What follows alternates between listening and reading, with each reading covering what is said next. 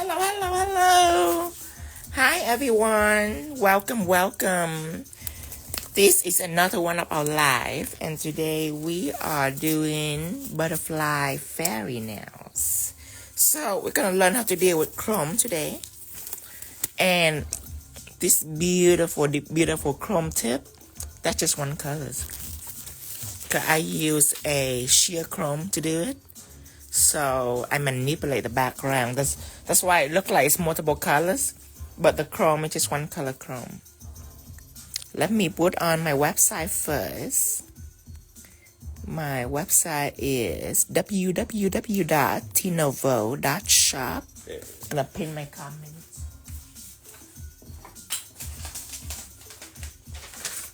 And this is WhatsApp group that you can join. If you haven't joined yet, this is how you get alert from me on live stream. Every time I go live, I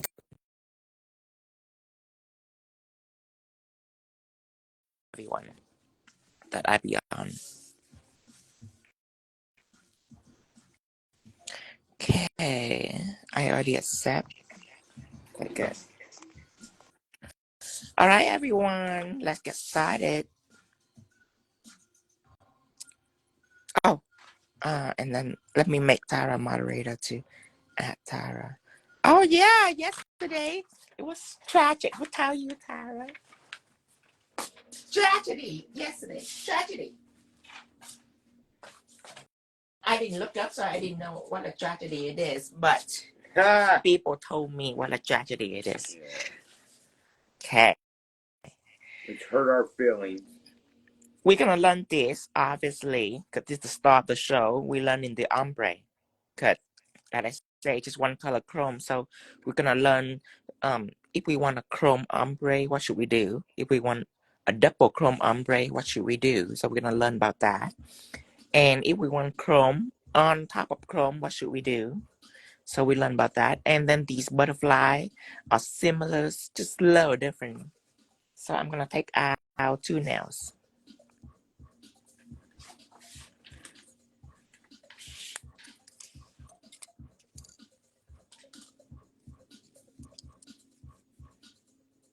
And first, I will go through what we need today. So for this design, let me move this one down.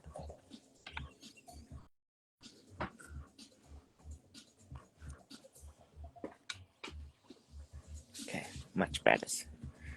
Okay, so for this design, first you need a background. You can use Top Gel Cream Nude, which is what I use, or you can use different nude gel. Just whatever nude background you into. This is totally optional.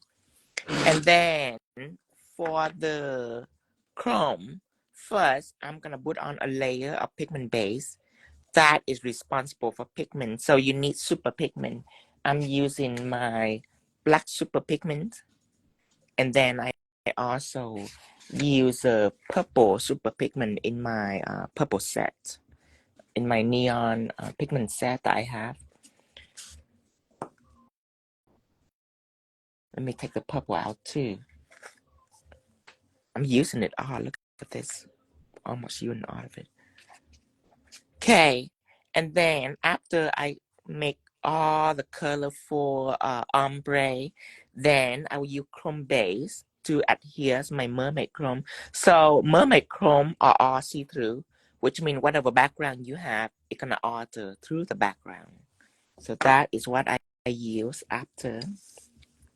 And then after I have a beautiful chrome tip, I just use the same gel to do an ombre. So at this time, now when you first started, the background can be whatever you like. Like let's say this now, it can be whatever.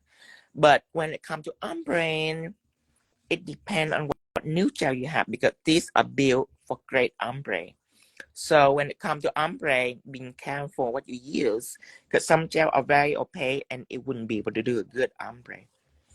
And then after I do all this ombre process, then at that time, of course, I use Teflon Matte, because I'm gonna do a butterfly. So I have to block chrome in order for my butterfly to go on and the silver not smearing anything on the background. That is the purpose of this. So I put on Teflon Matte. And then after I put on Teflon Matte, I'm using Metal Effect Gel to draw. I have both. I'm using white to draw the silvers. And then silver chrome right here, still in stock. And the reason I do silver because gold is out. That's why I do silver. I was forced to use silver this time. It's not a choice. And then matte everything and shine everything. So let's get started.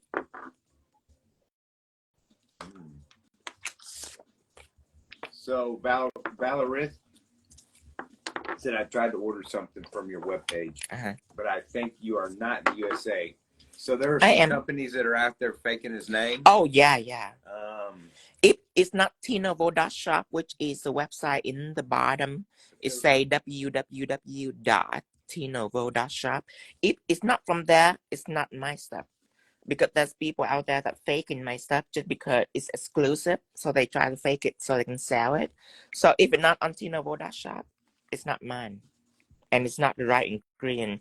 Even if you see Metal Effect Gel, 𝓑𝓾, whatever it is that they trying to fake, when you buy it, it wouldn't do what it does. Because I have signed and sealed all my ingredient is exclusive. Even in the MSDS sheet, I have blacked out some of the most major ingredients because I wouldn't let anybody copy it. Okay. Let's get started. So first, you need a ombre. You need a white ombre. So I'm using this Pigment Base. And the reason why I use Pigment Base because I need to be able to apply pigment and all that colorful stuff on. Oh, Abby, I ordered the matted, the 300 millimeter. So this one is 15. So I ordered the 300 one. That's like 20 different matte bottle in the same container. Have fun. So Tiffany, baby, look up either Tia Vibe Effects or Tanya Tips by Tarn. They can do nails absolutely fantastic, and they can do the rainbow butterfly that you're requesting. But Tino's not going to do that. Yes. He's taught these ladies, and they absolutely can do the same equal work. You won't know a difference, and they're beautiful, and they'll last you forever. If Tino do it, then the other lady wouldn't be able to make any money. Right. Have to leave room for people to make money. Pigment base and reinforcement gel the same? No, it's not the same. Completely different. Okay. Now remember, from here I ombre down to here. So now look at my brush. It's full of white gel. I have to clean it.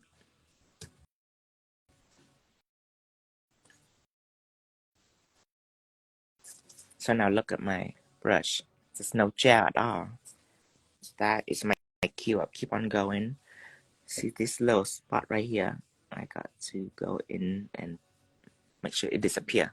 Okay. And how much should someone charge for a set like this? So for nail art, you can charge through the value that you see on your cell, like me. But if you ever have trouble of charging your art, then you need to follow a very accurate concept. Let's say you do a fill or full set for an hour, and let's say you make $60 an hour of foundation. Foundation is something that you know well. You know how long it takes you, and you know how much you charge for foundation. So I would say, let's say if you make $60 an hour doing a set of acrylic, then now if you have trouble charging for your art, you can depend on the system of acrylic. If you spend an hour and making $60 on acrylic, you should not make any less than art. You should make at least equal to that. So let's say you spend 3 hours on an art nail set, include acrylic and everything. Then 1 hour of it is $60 for acrylic. which you already established in the beginning. But for art, if it takes you 2 extra hours, then you need to add 120 extra on the package. So it's $60 for foundation plus 120 for art. That's 180. That minus crystal and all of that. So that is a bottom line. And when I say a bottom line, meaning that later on you can always upcharge. Like, in my opinion, my art is totally more valuable than my foundation. That is my opinion. I never really charge my art the same as my foundation because I spend so much material, I spend so much trick on it, I spend so much layer on it. It's definitely have more attention than my foundation, which I just go through it like a robot. Cause every time you do foundation, it's the same thing, but every time you do art, it's different. So I charge at least equal to the price of acrylic. That's the bottom line. And that's really a fair. Yeah, it's a fair price. But I suggest later on when you're really good at it, you upcharge for nail art. Okay, so this is the ombre that I did. As you notice, I blend and then I stop, I wipe. So it's clean and I start at the new edge and I blend again. So if I go down here, if I want to keep blending, I'm not going back up here. I'm staying right here and I just blend out the edge. And that's just how you proceed with your ombre. Now cure this for 60 seconds.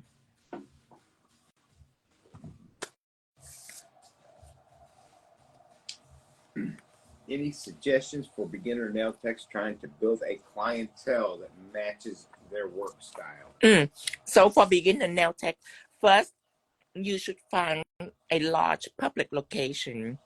That is an advice that I get from the people that go before me, and I find it extremely successful. First, you find a public location like a mall, like a Walmart, somewhere large, full of people that are walking and full of people that doesn't take nail very seriously.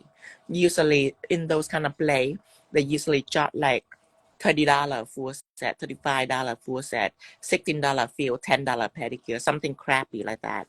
You choose a location and you do as much nail as possible in the first 6 months that you graduate. So that should be your practicing ground because in the large public location like that, you don't worry about keeping clients. You just want some hands and you can hold the hand. You know how it feels. You can twist and turn the hand. If you accidentally make a mistake, I mean, $20, $30 for a set, for a crappy set, that you should not really care about the complaint. There should not be a lot of consequences that go into you when you work at a large public location like that. Now, after 6 months, when you feel like you're ready, because only when you're ready, you can proceed. If you're not ready, you stay there and you keep honing your skill until you're perfect.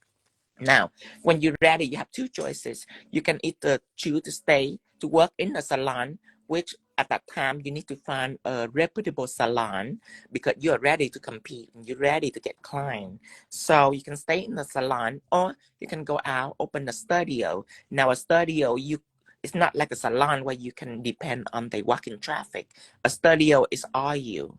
You have to hone your media social skill. You have to advertise your work to Facebook and all that because in the studio you're on your own.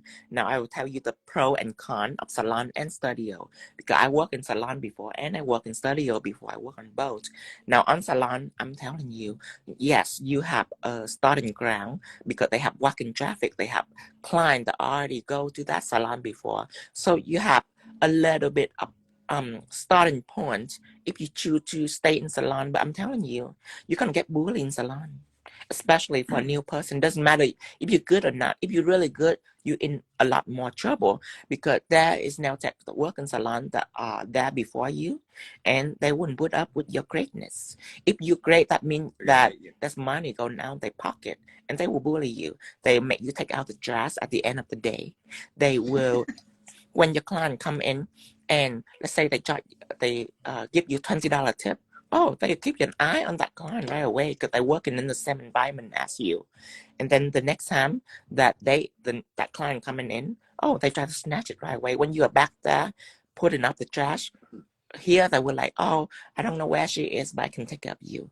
So you have to watch out for that too. So working in salon have many, many cons with the small pro that they already have the client there for you. And that's But not counting their clients and stuff who's going to see your work, comment on it. That's going to build animosity. Plus, you're going to constantly get distracted. now I'm gonna Sorry. salon. The ins and outs. Why not? Yeah. Let me think about this. I'm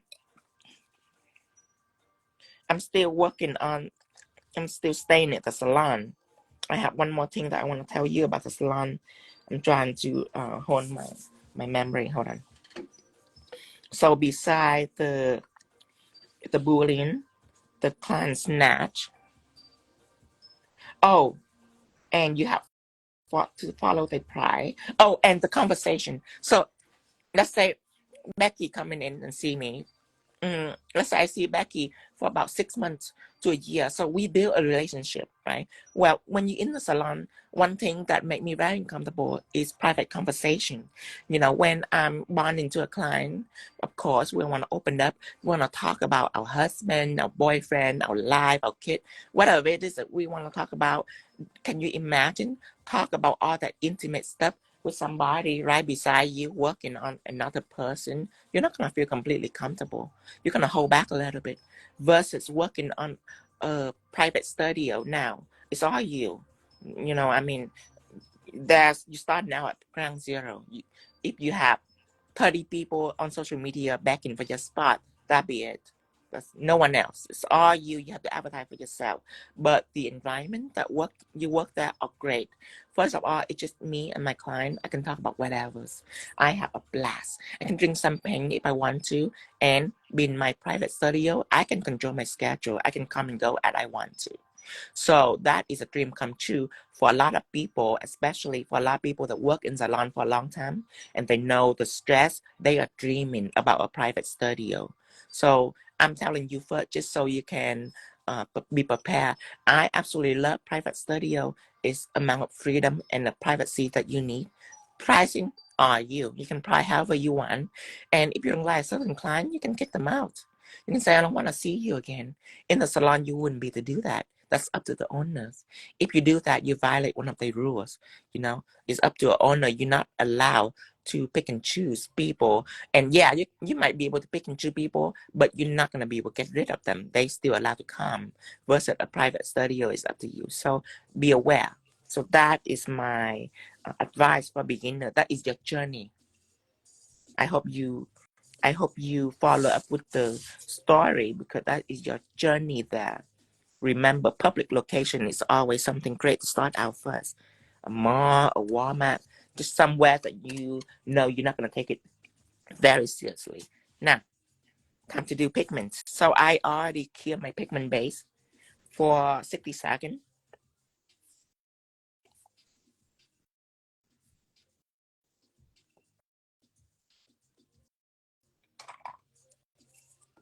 Okay, so when I do it, I always have a separate piece of paper where I remove my pigments. Okay. Now I'm doing black first. Okay, so I must in a fair amount out. Now I'm gonna knock it off.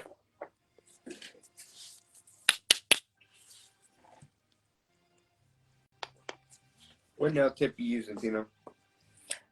This is a practice nail tip. It's come like this. It's not the press on attention. It's a practice tip, so it's come all the same side. And it's cheaper. It's like $10 versus it's $19 for the whole press on attention tips. This is what I use for practice. I don't need to fire it. I don't need to do anything to it. And after I use it, I can just keep it as sample. If I have a product or I need to take a photo, I can use this now. So it's not just practice tip, but it's also presentation tips. And presentation tip, the difference between that and practice tip is a curvature.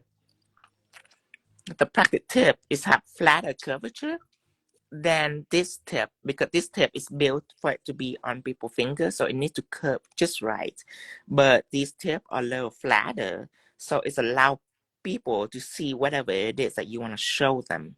That's why it's a practice tips versus a regular tip. It might curve a little bit, so it might hide a little bit of detail, like this butterfly wing.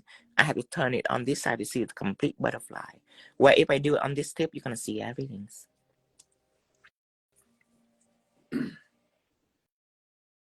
Now I am dusting it through. And remember, if it's too heavy, then you just remove it like this on the paper towel, so it's get lighter for you. That is a trick, and that is as simple as that.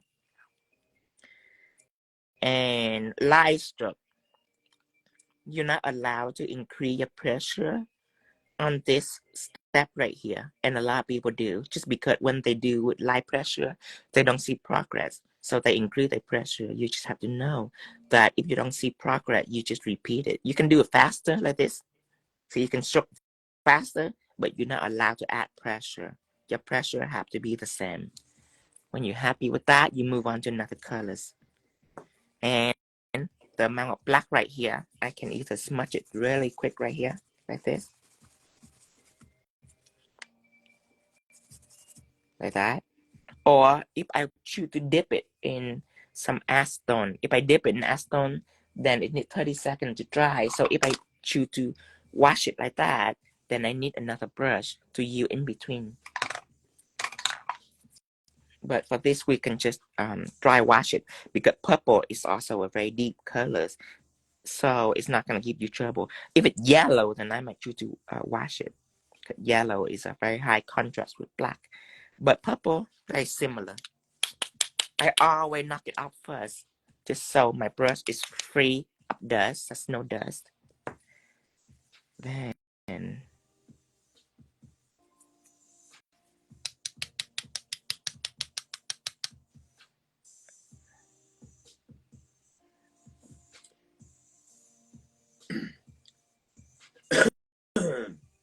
Just thought I'd let you know my client that is a hairstylist has yet to notice any hair dye staining on her Teflon Matte nails. She's on day 3. beautiful. Keep me updated, please. Keep me updated every week, once a week. I want to see how many weeks. And how would you fix doing the pigment if you made a mistake? For pigment, please don't make mistake. If you make mistake, like, okay, so right here, I'm at a perfect blend. If I accidentally go too hard over here, you can see, if I go too hard, then what I do is at this side, I have to try to level it out. That's what I do when I make a mistake, and that's what I consider a mistake. But anything other than a fade, like if you actually take it and you smudge it in, it's over. Then you have to wipe up everything. And when you wipe up all the colors, then what happened is the background, the inhibition layer is no longer there. And that inhibition layer is incredibly important for pigment. So you have to reapply your white tip. Now, let me show you. Before you do that, you should know what you're doing, because what I'm doing is chrome. And for chrome, I don't care. I don't care, because if it's just the color alone, then yes, I would take it extremely seriously. But I know I'm going to chrome it. And when it comes to chroming, it's beautiful no matter what. Even if your pigment is a little bit ugly, when you chrome it on, bam, beautiful. So with the knowledge that you're going to do that, if you make a mistake, just keep going. Keep on going, knowing that you're going to have a beautiful chrome layer on. Now, my purples seem very perfect, but I will show you what you need to do if you cannot blend this purple onto this white 100%. I will show you what you can do. But so far, I am trying to blend this up, and it looks good. See, I established all my purple color, and look at this brush, so much color. So I remove color like this.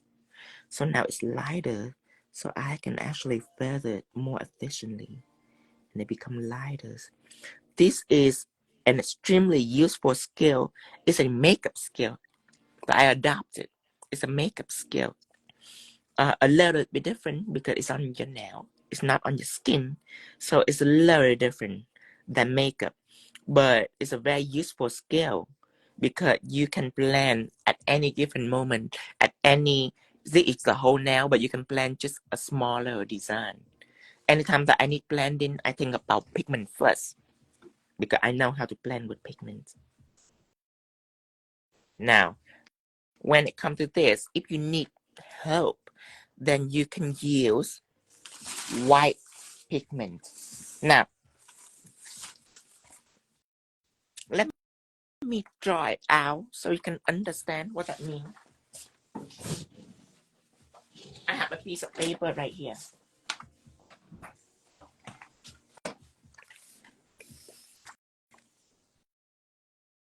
Okay, so I'm going to draw my purple pigment. I'm going to enlarge it into particle of pigment. So this is one particle of purple pigment. And when I say particle, I mean like a tiny individual dust. That's one particle. So when I take my purple pigment and I apply on a surface, let's say this part right here, okay? The particles are close together like this, very close together, okay? That's what makes a purple solid. Now, when I get down here, I go in light stroke and sometimes I touching the brush on the paper towel just to remove particle because I want the amount of particle on the brush to be less because I want the particle to go like this. It start to dripping apart from each other and slowly scatter out. Now, this is an extremely useful skill, but it's require some practice to adopt. For me, it takes me 1 year, about 1 year to actually perfect it. At first, I just try my best to dust at first. And if any of you watching my early life, you see me do that. And it take me longer. Does it? It's a little bit less control. I don't quite really have a concept of blending at that time. I just know that there is certain kind of pressure that will make it deep and certain kind of pressure make it light. So I catch on to that. But later on in life, I have discovered that you can do this. You can rub your brush against a piece of paper towel just to lessen the amount of pigment so your blend can be more evenly distributed. And you also can first, when I use the purple pigment to do this, I just try to smudge it out as much as possible and slap it in, and sometimes I have loose dust. But later on in life, I discovered that I just distribute it out and then I just knock everything up. So the loose dust is gone. And then now when I go back to it, I'm not dipping into this. So this already kind of like pressed a little bit already. It's like pressed pigment. And when you smudge it out like this, it don't have a lot of loose dust. You just need to tap it lightly. That's all. So that is a strategy that I've developed later on in life, but still, it still requires practice. So for beginner, to make it easier for beginner to distribute these particles, then I use white pigment. And the reason why I use white super pigment because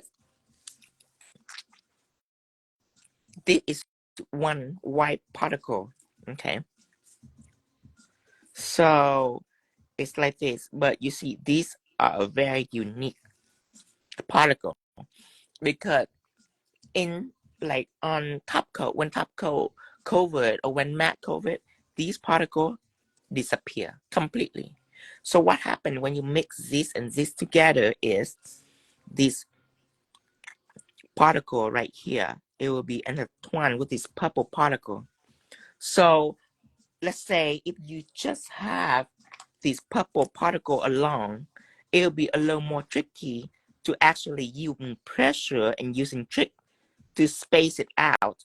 You need a light hand. You need to know how to tap it. You need to know how to remove pigment in order for you to manually take this purple particle and spread it out with pressure. But if you mix this and this, what happens is, let's say these are the space that the particle can occupy. This purple particle will be evenly distributed because the white particle is in between them. So now it's become light purple. It become light purple. But you see, that color not gonna be here when top coat is on. What happens when top coat is on? These white particle cancel out completely. It's disappear. So what's left with the design? What left is a perfectly distributing purple particle, which distributing perfect because the white particle is in between them. So that is how white pigment work. So now I already showed you how it works. I'm gonna do that. Okay, so I mix white with purple already. Okay. Now, when I put it on here, you'll see light lavender, but just know that at the end, it will be just purple. But the purple gonna be super even. See now, I don't have to try to be so light with my pressure because this is not something that you realize. If you just have purple, then you have to be light to scatter it out. But now you have one solid color that already been mixed, been pre-mixed. So that help you. You don't have to. Your pressure can be low or heavy because this is light purple. Okay. So now remember that when I put top coat on, I'm gonna put chrome base on, so I can put my rose chrome on. So I'm gonna do it right now. So chrome base, shake it well, stir it up well. Okay, now start to put chrome base on the entire nails.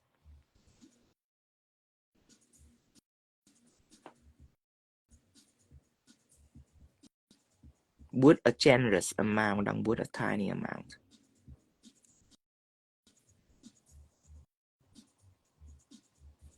Okay, as you can see right now, the white particle completely disappears. So what's left is a super even layer of purples, extremely even. That is what beginner can use to help them with the process. Here. I'm just glad you're wearing a purple shirt. Here's some hot tea. It's not too hot. That's perfect.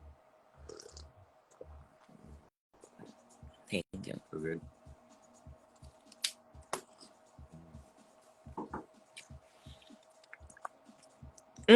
What would cause my chrome base to chip? Whatever cause it to chip is underneath it. So for chrome base, let's say you put too much pigment underneath it and you forgot to dust it. That's my chip. Rarely happening. Maybe gel polish with not good enough inhibition layer, something like that.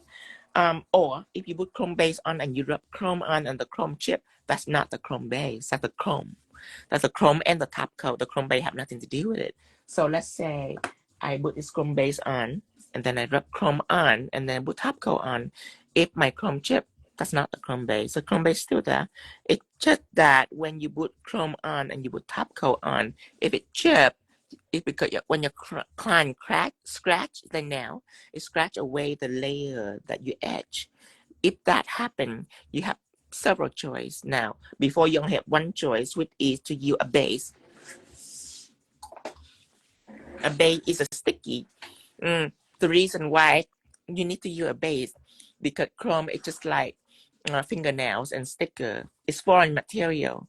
Foreign material is something that doesn't bond with gel. It's different. It's a different species. When something like that happens, let's say chrome, Your top coat is really just laying on the chrome. It's laying on the chrome. That's why you need to etch it, so it can protect the chrome. But when your client scratch their nail and that etching is gone, that's now they exposed to the risk of chipping. When that happens, if your client is a type that will chip nails, then you need to apply sticky before you apply top coat on top of chrome. The reason is when you use a base always adhere to foreign material.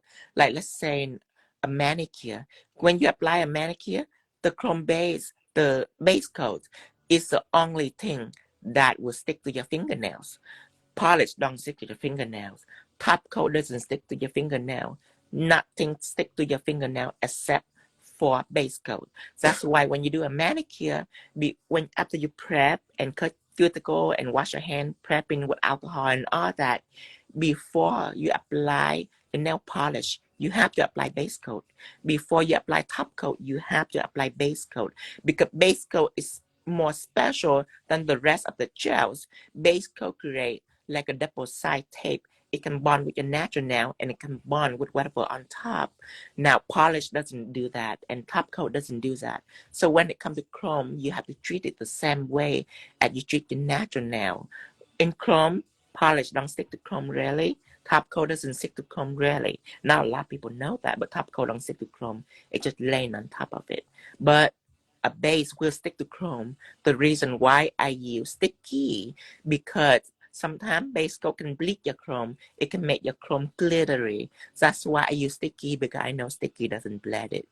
So that is one solution that could prevent you from having chrome chipping on your client. Now the latest solution,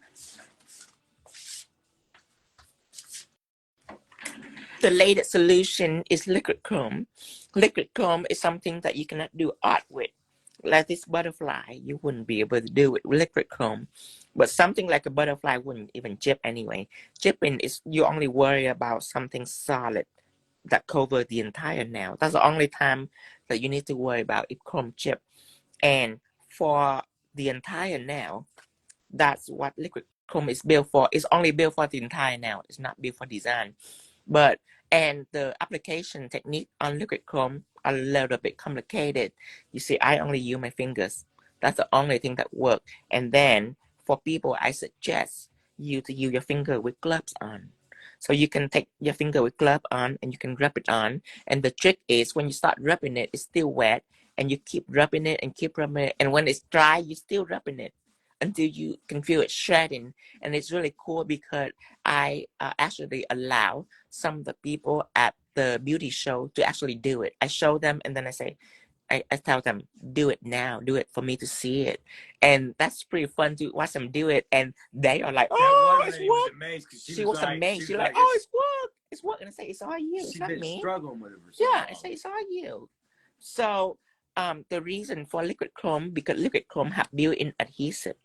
And you can tell that that adhesive in it because when you rub it and keep rubbing it and keep rubbing it, you see little white excess glue that are on top of the surface. That because it's built for it to be non-chip. With adhesive in it, you don't have to worry about anything. You don't have to worry about sticky. You can just slap on some top coat and you're good to go.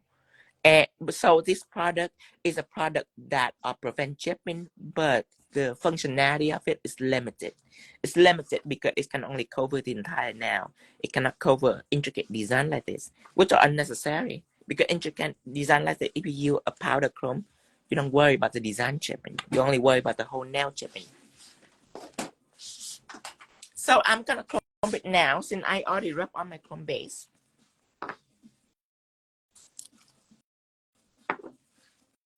So I already put this on and I already cured it for 60 seconds.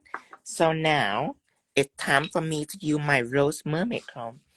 Now, the reason for the Rose Mermaid Chrome and not the solid chrome because I have 10 solid color and you have to be aware that they are different. A solid chrome, whatever surface that is going on, it doesn't care.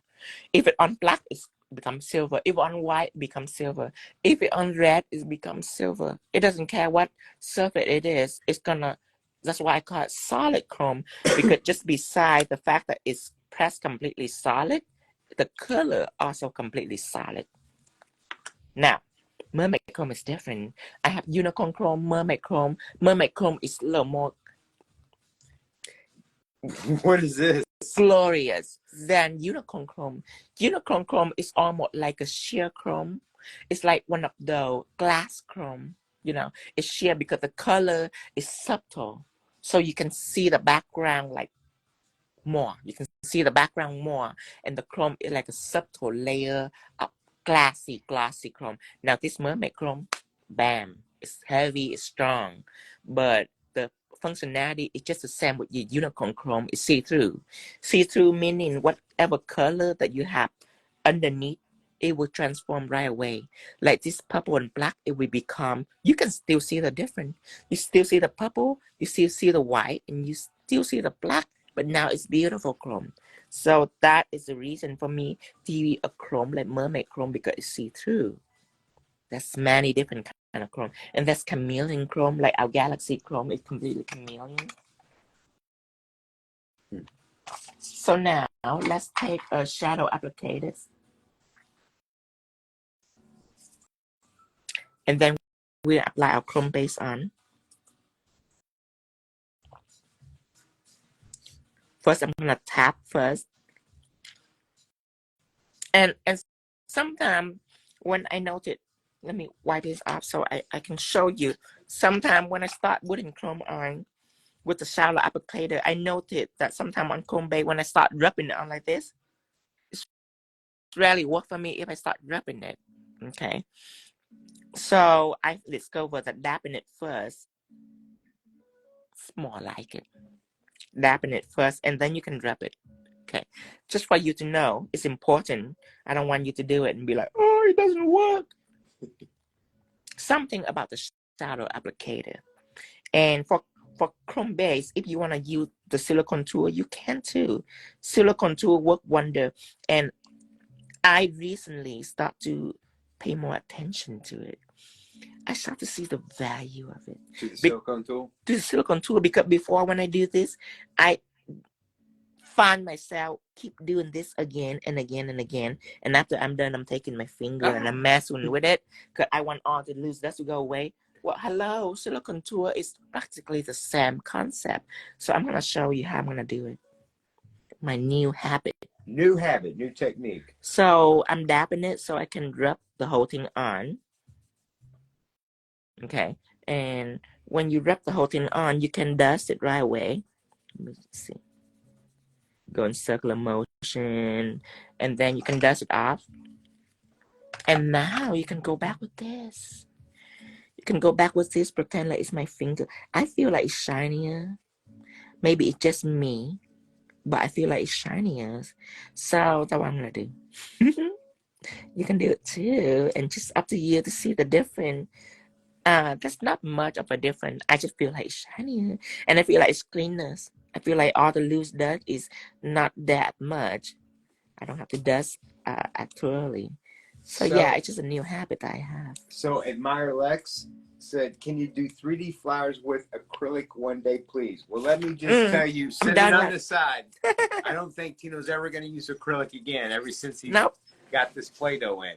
But I am, so if you're wanting to do some kind of flowers and stuff, my suggestion is purchase some Play-Doh, wait patiently, because he's just like us 70s and 80s babies when the Play-Doh came out. We couldn't quit.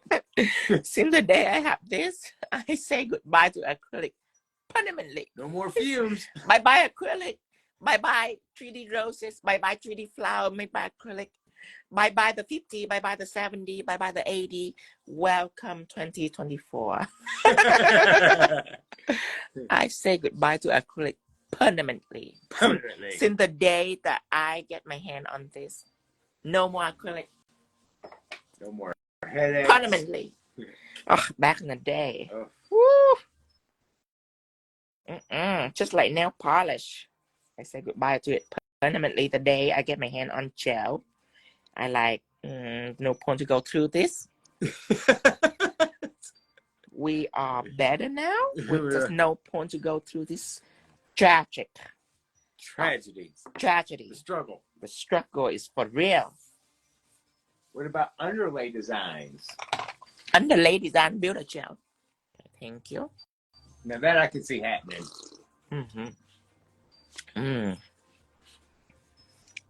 Okay, now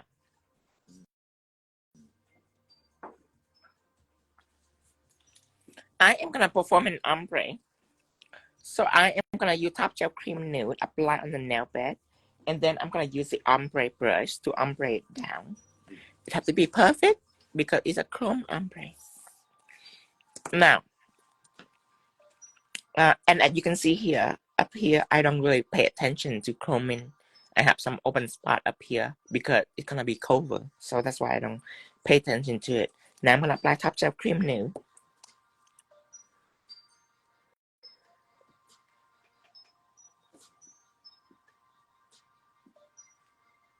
Then I'm gonna ombre it down, only at the edge. I have no business doing whatever up here. Up here, make sure that it's even. Now tackle only the edge.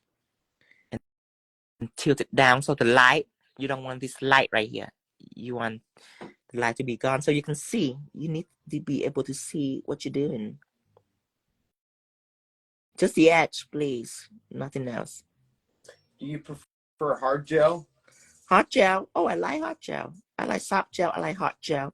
I like all gel because all gels serve a very different purpose from each other's. I collect them all. I'm a product collector because I need to have this that do this, and I need to have that that do that at any given moment. Even like, let's say my pepper gel. I don't really use it a lot, but I need to know that I have that back there just in case. Just in case some client go in and request it, I need to have it. Even if I don't do client anymore, I still carry the habit. Now, if you feel like you're not confident about your ombre, and if you feel like you can mess it up, then before you do this, you need to top coat your nails with like a shine coat or like a chrome base because you need that chrome to be protected. Because right now the chrome is not protected, so the ombre have to be perfect right at the get-go. If not, you need a top coat. You need to seal the deal with the chrome before you move on. That is for beginners, but you can just go straight on if you feel confident about your ombre.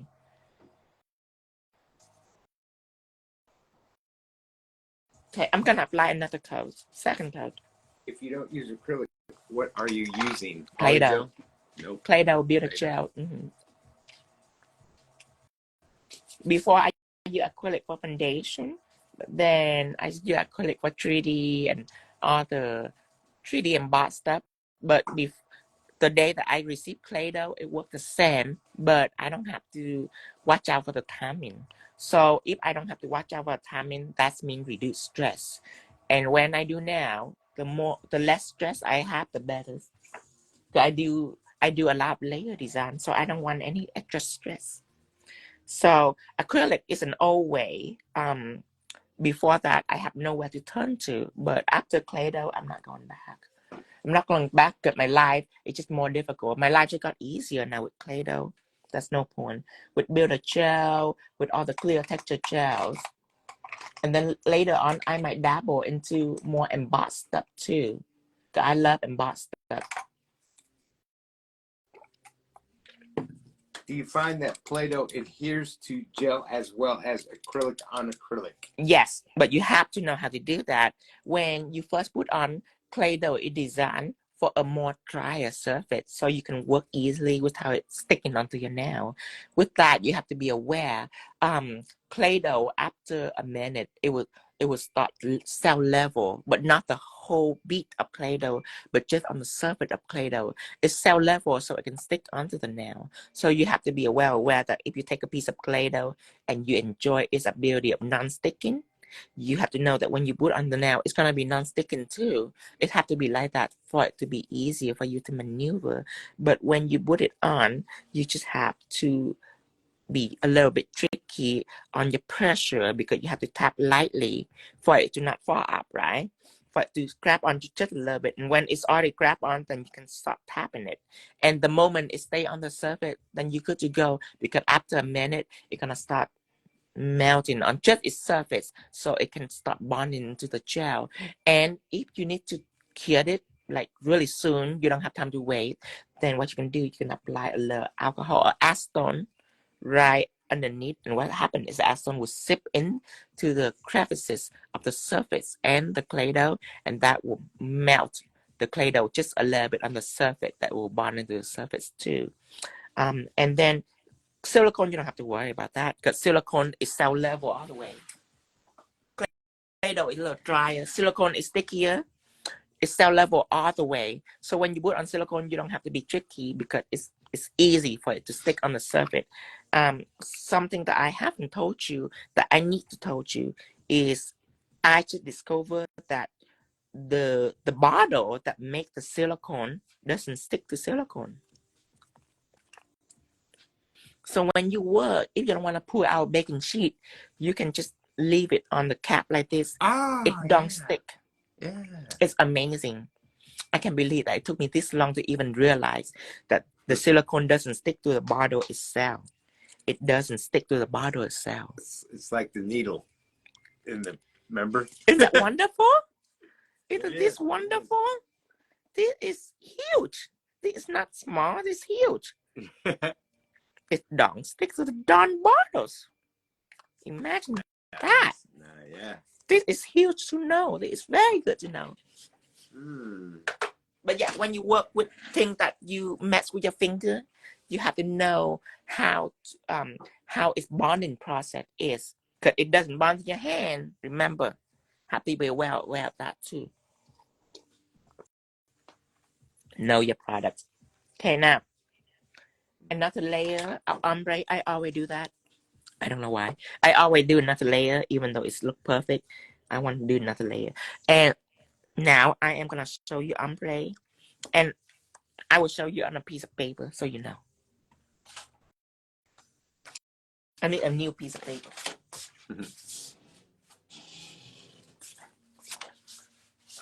Okay. So when I slap some gel on, this is what it looks like. So this is a blob of gels that I slap on. It's completely solid and it have edges like this along the edge. Now, a lot of people ombre, but have no idea what ombre means. If you want to do a successful ombre like me, I whip it out very quickly. It's not tricked. It's not because I have monkey's hand or something. It's not that. I just understand what I'm doing. Okay. Solid chrome is better, or liquid chrome is better. Liquid chrome adheres better than solid chrome, but solid chrome can do art. Liquid chrome can't, because if I use a gel to adhere powder chrome, whatever powder stick on to the gel is stick on. Whatever loose powder, I dust it out. Liquid chrome don't work like that. When you put liquid on, everything gonna stick on. So you cannot do art with it, but you can do the whole nail with it. So liquid's better for full surface. For sticking, for adhesion, that's the only thing. That's the only thing that that's the only reason that I have it, is that it stick very well on the surface and it's beautiful. That's the only reason that I have it. But I still need my solid chrome, and I prefer to have my solid chrome, and I prefer to use my solid chrome because I can use it for art. So simple to remember, is solid for detail. Right. So if you're an ambitious person like me, you need solid chrome, you need powder chrome all the way. But if you are a nail tech on a salon and you don't do anything fancy, you should want some chrome nail. That's all. For your client, you should want some chrome for your client. Then liquid chrome is for you because it will ensure that you should have no problem with it. Yeah, just one apply process. Right. So it just depend on, are you an artist or you just want some quick chrome. But for me, the only rule that you should have all follow is nothing better than anything. Everything has something, a purpose for it. Now, this blob right here, if I want to take an ombre brush and I ombre in it, first you have to understand what you're doing. What I'm doing is, this edge is unacceptable. And I want to take this edge and transform into gradient. Meaning the black would blend with the white seamlessly. So what do I have to do? I have to take this edge right here. This edge right here. And I have to take an ombre brush.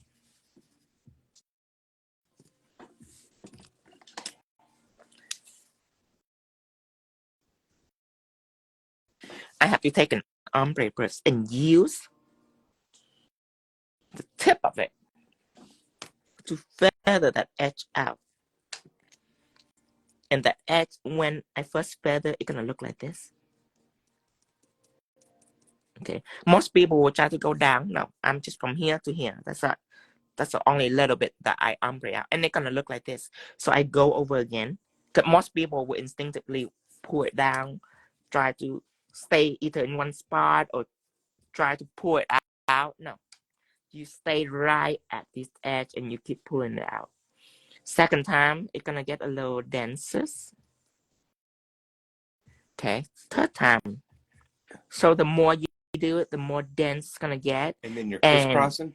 Yeah. Whatever it takes, just with these tips, whatever it takes to make it thinner, to make whatever up here is, whatever down here is thinner than whatever up here. But you don't want strict, because if you have strict, you're not ready to move on. You just have to stay there until it's even and no streak, like this.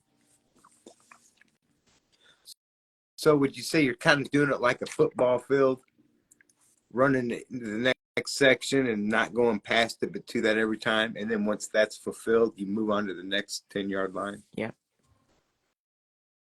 Okay, I'm going to do it right now.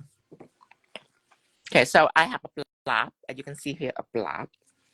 I am going to ombre just a little bit with just the tip.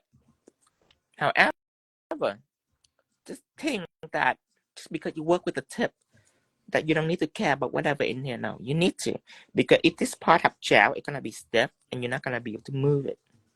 You need this part, the body, to be flexible. So when you wash it, you have to take care of the body too. See how I press it out? I don't press it down, but I don't press it like this, but I press it like this. See, I press it out like that. Yeah, just so the body can fan out and I can remove any gel in it. So now it's nice and free and flexible. So it's bendy. You can bend it more because your motion is like this. The motion is like this, so the body needs to be flexible. You don't want a step brush. Okay, now this is what I'm gonna do. From here in the edge, I'm gonna blend just a little part out, which is the tip. Look, from left to right. Okay. So when I first blend it, it's not perfect. I'm not going anywhere. I'm going back. What are you cleaning your brushes with? Acetone, because my brush is acetone resistant. If you order brush brand, you have to use alcohol, 91%. Okay, so now what I mean is even no streak. You can tell that this part right here is thinner than this part right here. This part right here is opaque and thick with gel. This part is slightly bit thinner. If I don't see any streak, I'm ready. I'm ready to start from here. Not from up here, from here. I'm fanning it out more. Because this edge is, this part is gonna get thinner and thinner and thinner and thinner, and eventually there's gonna be nothing. You're gonna left with absolutely nothing as long as you only follow the edge. Now, if you move your brush from here to up here, then you're not gonna end up with nothing. You're gonna end up with something. You can end up with gel all over your nail and no ombre. So your rule, you have to obey the rule. The rule is the edge. You stay here until it's perfect. And when it's perfect, guess where you start? You're not starting up here. You're starting right here at the edge. And you keep blurring now. Right now, there's not really a lot of gel left. And you start right here, blending it out. And you start right here, blending it out. And you start right here, blending it out. And you start right here, blending it out. And then you start right here, blending it out. So it's become an ombre, okay?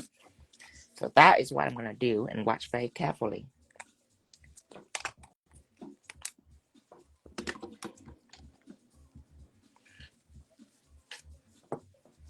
Let's zoom in. So now you already see the process. This is my first layer. Now, your brush have to be clean. Because if that's gel, you have to understand your mission that you're spreading. You don't want to add any more gel. You have to remove it every gel you got. My brush is clean. Okay.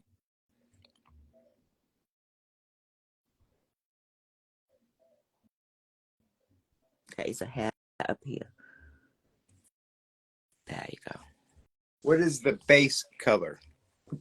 The one that I ombre over is Pigment Base tip, and I use super pigment to ombre black and purple to white, and then I put chrome base on, and I put on Mermaid chrome rose. So now I have a ombre chrome tips. Just the edge. As long as you do just the edge and then clean your brush in between, I guarantee you will see your ombre today. You will see your ombre today. Make it happen. Make it happen, because I telling you, I have no trick on this. I just understand my step. I have a set of rule and I follow the rules. And when you follow the rule, you will see your ombre today. It's almost no messing it up. None of that makes sense. I mean, look at this. I may even try one later on. I'm talking while I'm doing it. Look at that. It's perfection. I can see how people would just keep overthinking it. Oh, yeah. And just keep doing it and keep doing it. And... Yeah, just any edge you see, you and remember, not this. See the other glare that are preventing you from seeing your chrome? No, do this so you can see. You can see what become of it, you know. So good lighting with the right angle of eyesight also help quite a bit. Yes. And another thing, people think that I use top coat. Yeah, sometimes I use top coat, but people think that I use top coat to assist my ombre, and then they cake on top coat and they put in here. Remember, you're not adding gel. You're spreading gel.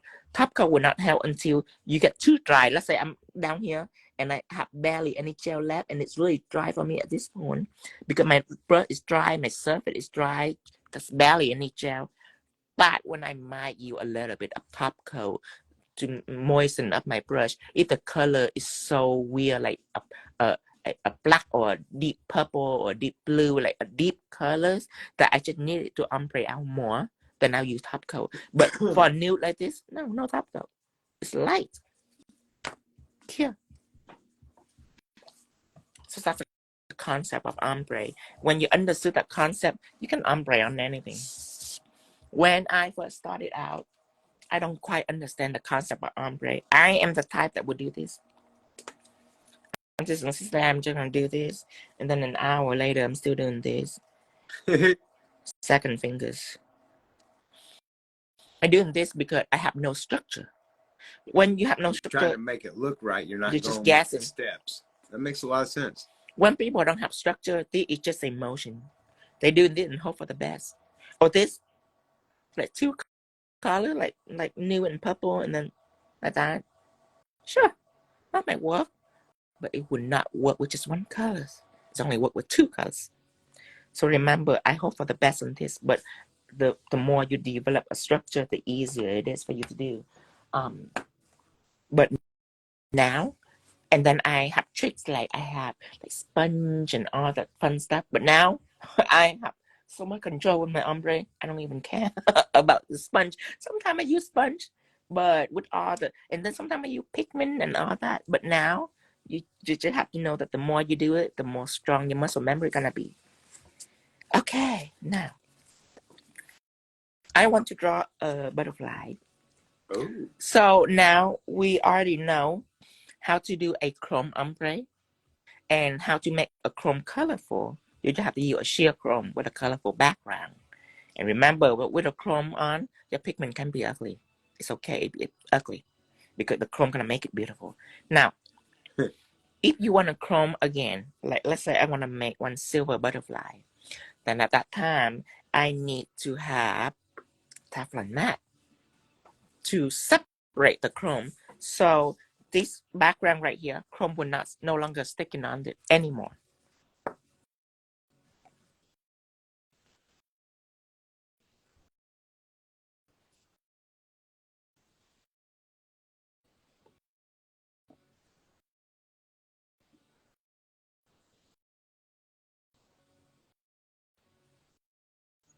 Okay.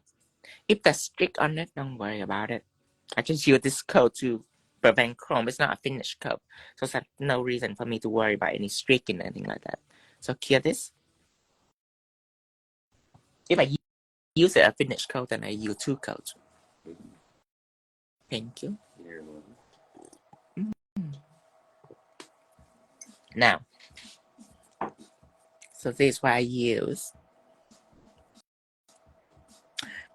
I am very proud of this because it is a more selling product this year, but it's not here at the beginning of the years. It's here about, I say 3 months, 4 months, something like that. It's just here recently, but it has surpassed everything else. It surpassed everything. Pigment Base come close. Pigment Base come in second. Proud of it too. The way you enjoy your drink. Aww. Okay, so matte everything already. Now, for beginner, I have to demonstrate it so they understand what's happening here. Okay. Incidentally, and I'm glad I have all this time to explain. Yes. I love it so much more. I'm loving how much more information you're able to give them under these conditions. Yes. Before, the way I teach, pro get it easier than beginner, but now beginner should. It's beginner friendly. Right. And my shadow applicator almost gone. It's almost it's in hospice right now. It's in hospice? It's in hospice right now. Okay. It's almost gone. I'm just gonna utilize what left of it before it's truly gone. And then I switch to a new shadow applicator. Because there's no way I'm gonna keep a bunch of different shadow applicator and keep track of the colors. I using this. You buy Walmart. Okay. So they're called lint rollers. Lint roller, yeah. I call it the sticky things. The sticky thing. So now chrome cannot stick on the surface.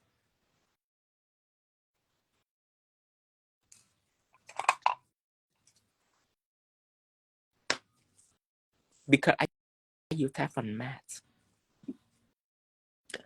Non-sticky to chrome powders. So beginner can understand what it means. What he just did was testing to make sure it's not going to stick on the background. Right. See that? It doesn't stick. And for me to do like a butterfly like this, I'm going to draw this butterfly. I'm going to chrome it silver. I want a clean background. Now, for beginner that not familiar with chrome, you might not understand the struggle. But for us that doing chrome for years, this is huge. This is big. Because before that, you don't want to imagine what type of thing that we have to do before that to make it chrome free like that.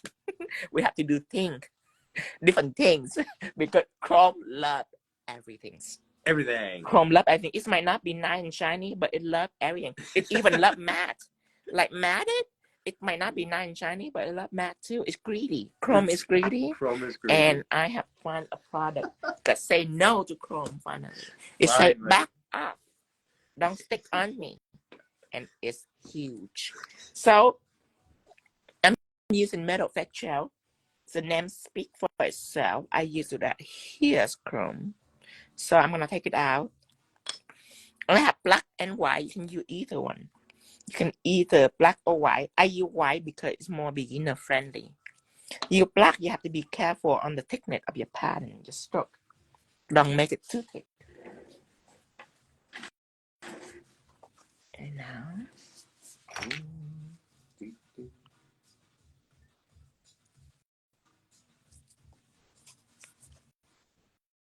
Chrome is Yes, it is. It stick on everything. Oh, by the way, happy birthday, Tara. Just want to say that When now. is her birthday? March 18th.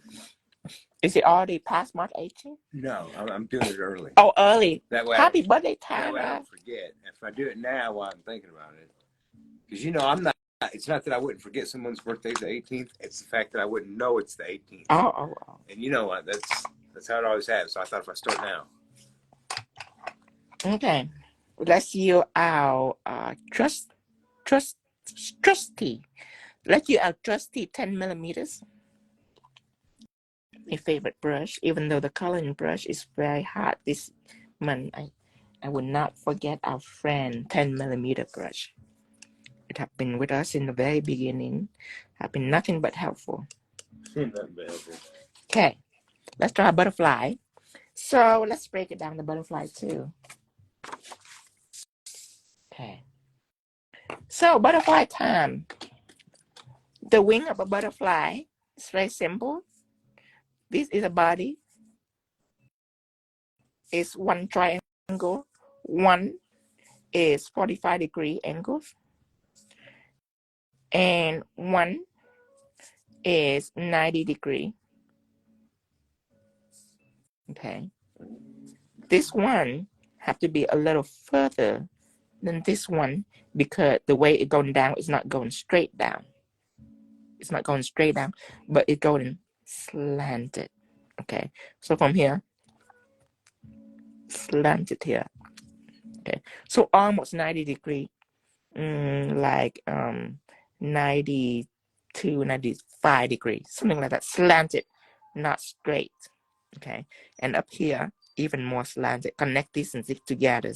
So I say another 45-degree. Now the wing in the bottom, this is 90-degree. From here, the reason why you need this from here, you don't connect it all the way, because from here you need to go out 45-degree. So you need to have a gap.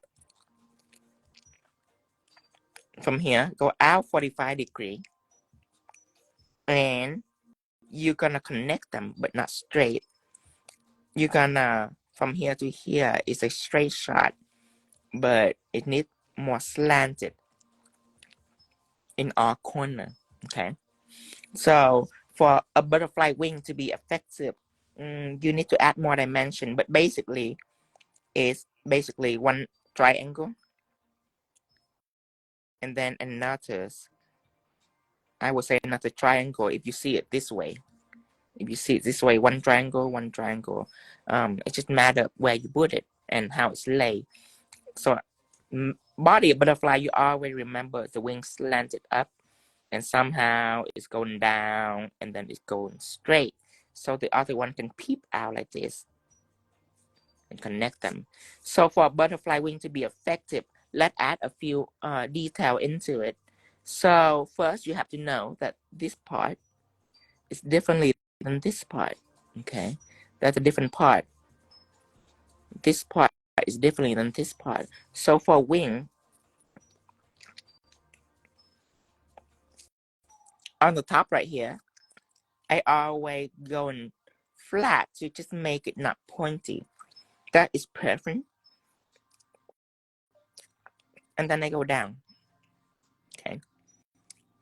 Now the mission is from here to here, a slanted line. When I go down, I stop right here. I go out a little bit and then I connect.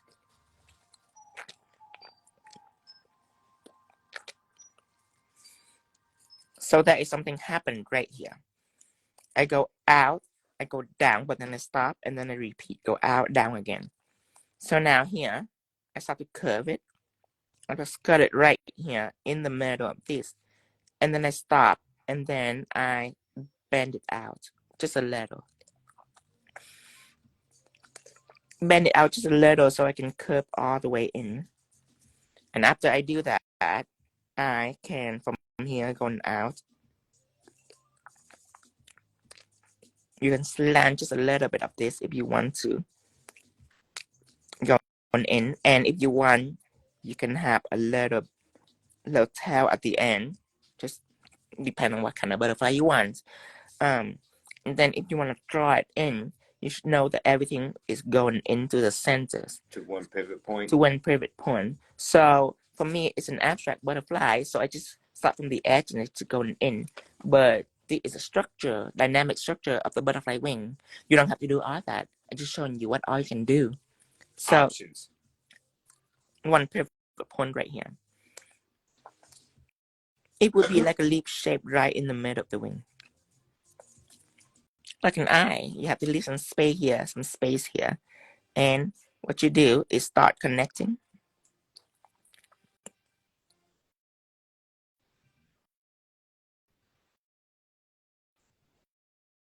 So everything connect to that leaf and everything pour back into the center right here.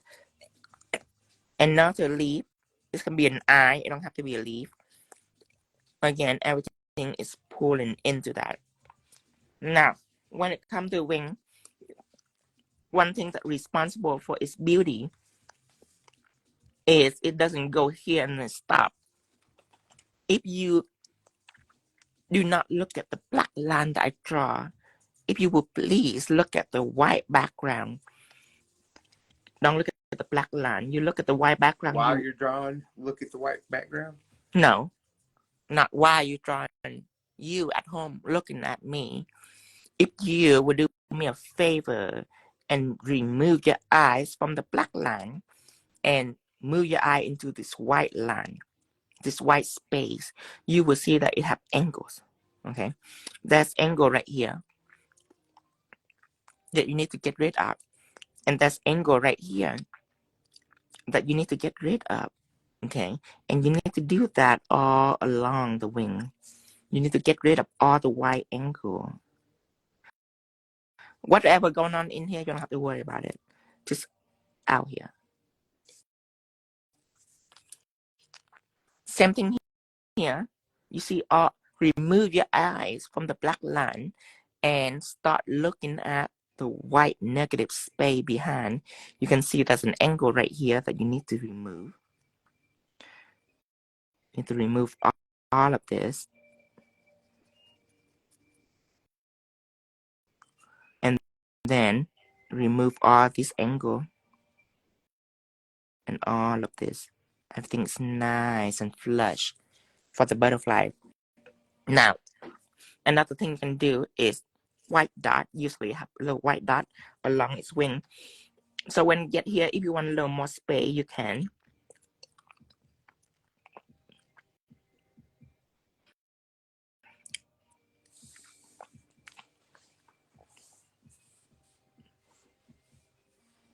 At that point, you're gonna color all of this black and then just put white gel on it. It's just that I'm drawing, so it's different.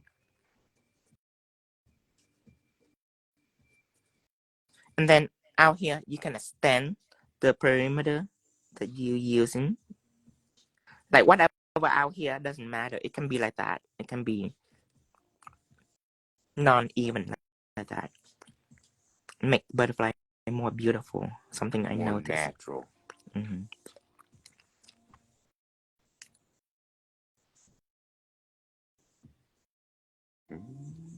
My favorite part to do when I do a butterfly, I love to do the outskirt of the wings.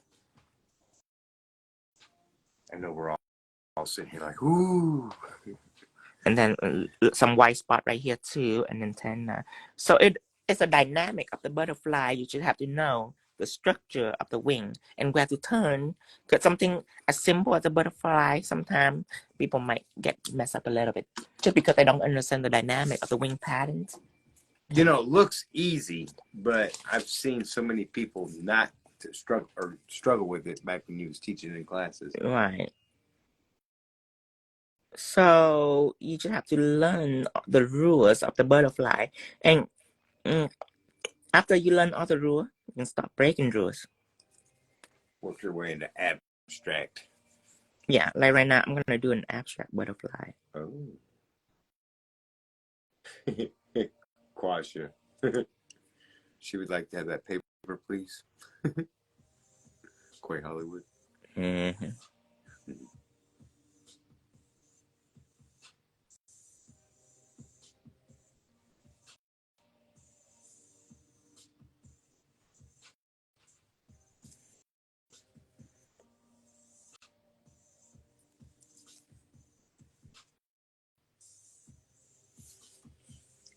So, just out of curiosity from all the So regular. when people see me doing things like this, they thought that I just winging it, but really I already know the pattern. That's why I'm just going in like that. I'm just going in like that because I know where the wing gonna turn out at. Like right here, I know exactly where to stop. Go ahead, Dustin. So, out of curiosity, does all the old followers like the new method of Tino teaching? Okay. I feel Now, like he's given more of the technique steps.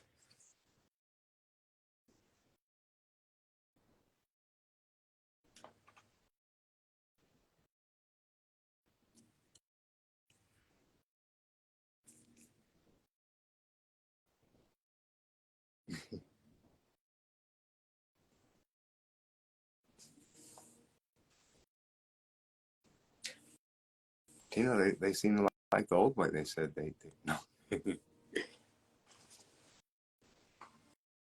Oh, that's right. It's Tara. I'm not good at it. It's just I can't read at all.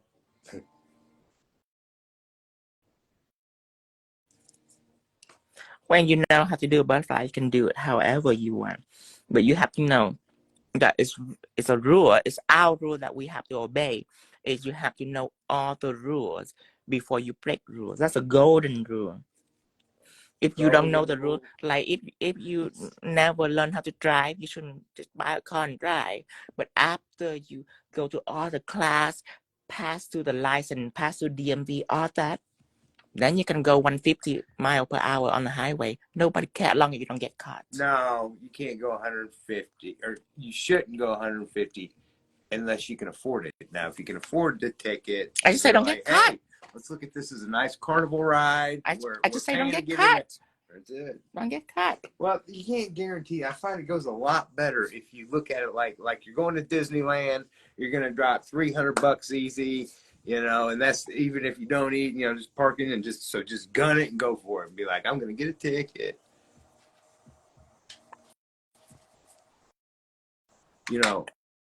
Times we've been pulled over, we've always had fun with it, ain't we?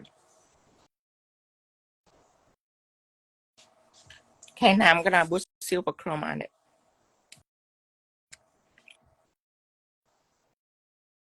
Yeah, right, Abby. That's why Dustin does the driving. If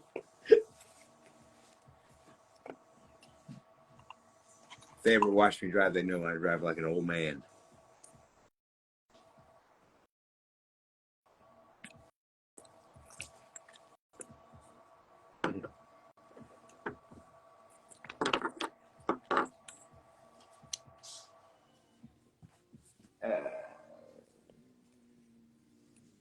Now, if you follow, you know that it's not sticking to the background. Remember, I use Teflon Matte.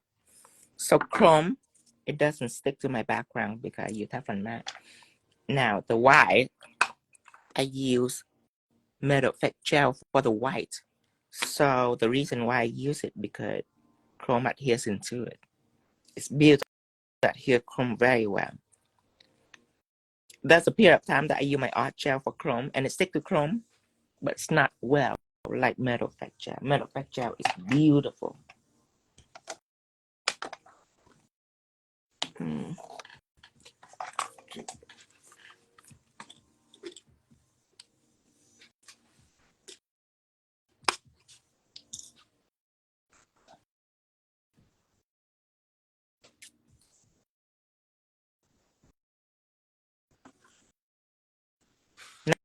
Now, I'm gonna go over it just because I like to.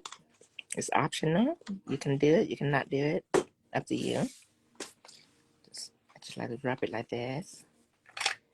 You can do it a second time if you want, or you can stop right here if you want. I'm gonna show you different options.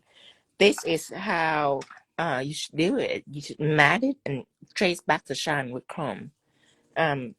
Sometimes I get into the right mood, I will double comb it. Sometimes, not all the time. So sometimes if you choose to double comb it, then it's more beautiful. Anything that you double comb is more beautiful. So I will double comb it. I will apply clear texture gel and double comb it, meaning comb it the second time. Sometimes when I use matte effect, it look like it get micro bubble and shrink any tip. That is too much gel. It's too much gel. Too thick. Yes. So clear texture gel, I'm gonna apply it on. Yes, I know that right away. I always wonder why you use matte, but now I know chrome is greedy. I don't Chrome think is greedy. none of us are gonna forget that. Does this gel need top coat? Oh, this gel, if you use it alone, it's no wipe. It's no wipe, but I rarely leave it without top coat because it's no wipe. That doesn't mean that it high shine. I still top coat the gel unless I do like the really thin line and I like, you know what, I don't feel like top coating, then you can just wipe it off and it will just stay there because it's thin. But if it's a really thick and big details, then it needs top coat. You don't want anything to happen to it. For chrome, anytime that you chrome a product, you need to top coat to protect your chrome. And remember that this is totally optional. Right now I'm done with chroming, but I'm showing you what I'm doing sometimes. Because sometimes some of my work and you be like, oh my God, this chrome is like incredible. It's because I double chrome it. With your triple chromed? Rarely. I only do double. Triple, it wouldn't, it would be the same. It would look the same.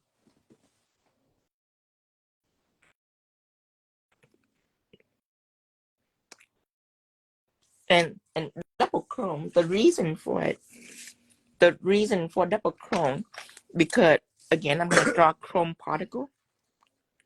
When a particle lay on top of each other, chrome actually very organized particle. When you rub it, it's in alignment, and anything that not fitted into the surface, it come up, it does up. But anything that stick on the surface, it will be next to each other like this. But again, it's still a particle, and that you see here, there's still some white that are peeking through the background. Okay, that is a gel in the background, and because everything is so microscopic, you couldn't tell the difference.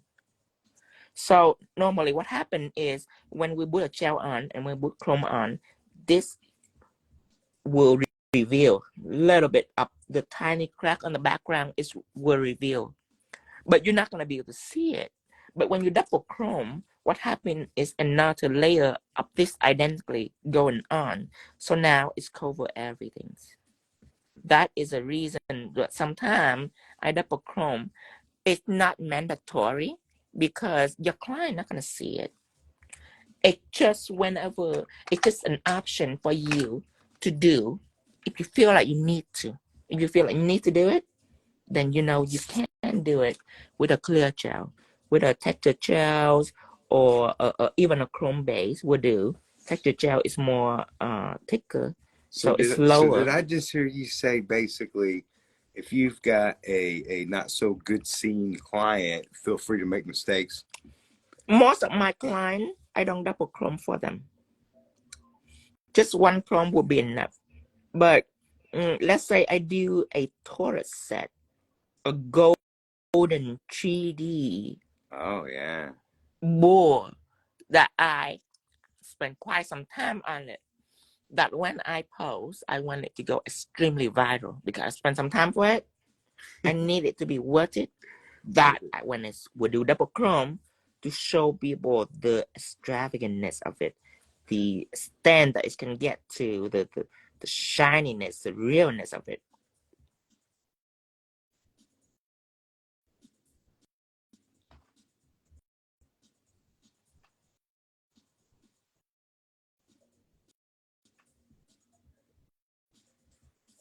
You know, Sometimes you need to go an extra mile for yourself.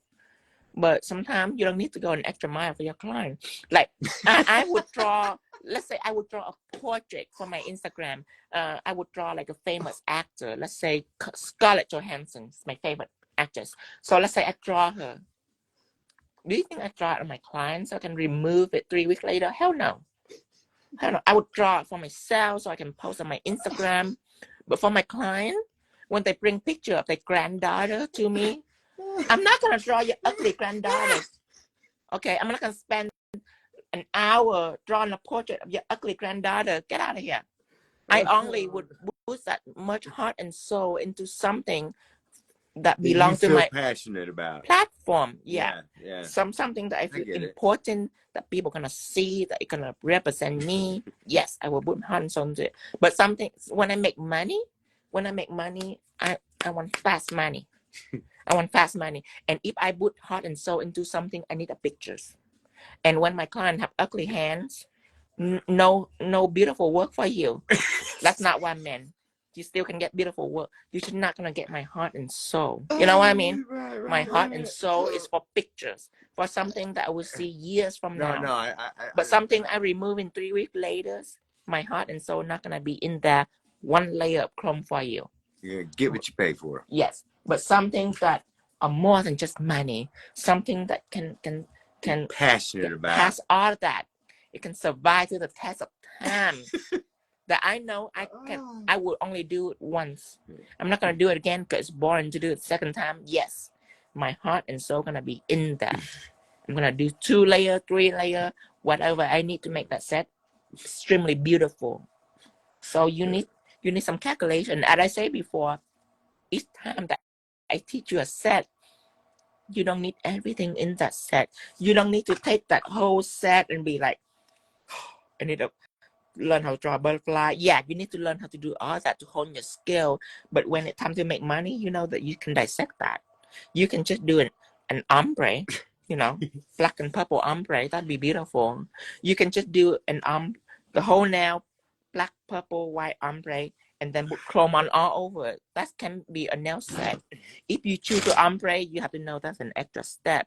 You can always take everything from this set and dissect that completely. It can make 5 different sets just from this one set. Remember, you need to hone your skill by practicing all of that.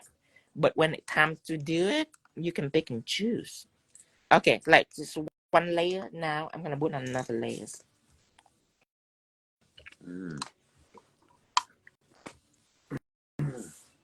I'm always in awe with the perfection to detail. Yeah, see, that's that because is you're beautiful. doing this now for you only, Now it's more beautiful.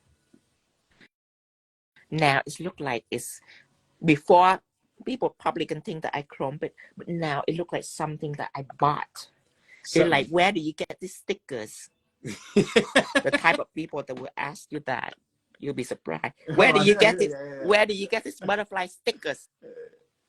Because now it looks unreal, and you should know anything that looks unreal costs more money. Anything that looks like AI made it, and not from a real human, it's from AI. It costs money. 3-dimensional, because I think that we explore most of the things that 2-dimensional nail art can offer. I see in the future going up. Yeah. Oh yeah. People are going up in the futures. Yeah. And people are starting getting into more technique. Like now, I can feel like people just get tired, just sit down and draw. And now people probably find out that drawing is not really involved much in salon, more of technique. That's where fast money come into. So that's the future that I see. The future that I see is everybody can do nail art, and they don't need to be artists. They can just use the product and just take it away. Time when we was all sitting there with I'm not gonna name names, with the big wigs, and they were all discussing, and the question was thrown out to the whole table: where do you see the nail industry in 5 years? Yeah, I'm the only person that's not in the nail business, and it is exactly lining out exactly how I said. But more and more that's people start to do nail, So it's going fast. It's not going slow like before. People don't have time to sit there and learn how to draw pictures. They want this. They want effect. They want depth. They want dimension. And they want product that help them do that. Yeah. Well, everybody, we've been formatted, all of us, into feeling a time constraint. Yes. And kudos to you, honey, because I know that you've absolutely given all angles and options for everyone to learn if they're just willing to put the time into it. Right, because imagine in the salon, let's say 10 years later, imagine in the salon when Marriott back come into, and that's 2 nail tech. Okay, one would spend an hour doing a set that rely on product, and then one would spend 4 hours drawing the pictures. Sure, that person can charge more, but Marriott probably want Josie over here to do something pretty for her that took a reasonable amount of time instead of doing like a portrait over there that took 4 hours that Mary Beth know that she's gonna take it up a week later, might do it once, might save up money and do it once, but for long term, Mary Beth might want the other nail tech that can have a lot of knowledge on product and can make her fantasy come true without her have to sit there and wait for 4 hours on a portrait. That's a future that I see.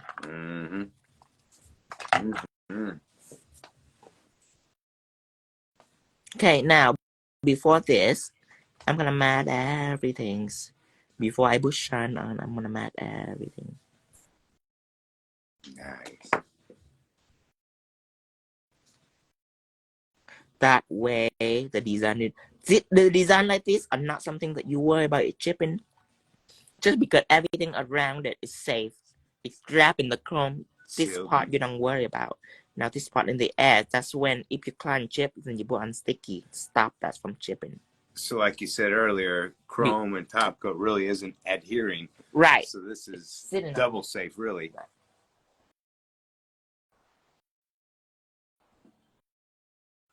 Like right now, if you can see, this part right here, the gel actually adheres into it. This part where the silver chrome is, it's just laying on it. But because it adheres everything around it, the design is extremely safe. It's only where it's near the edge, but chrome is right at the edge. That is when danger. Danger, Will Robinson. Danger. Remember base. Remember that base, only base coat stick to natural nail. Only base will stick to chrome. Top coat don't stick to natural nail. Polish don't stick to natural nail. Treat chrome like you treat the natural nail.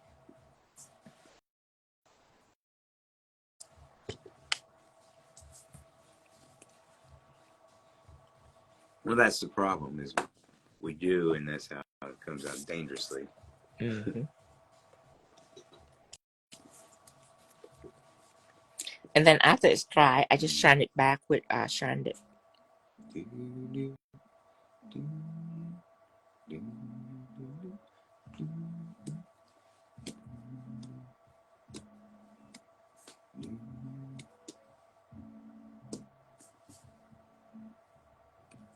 Yes.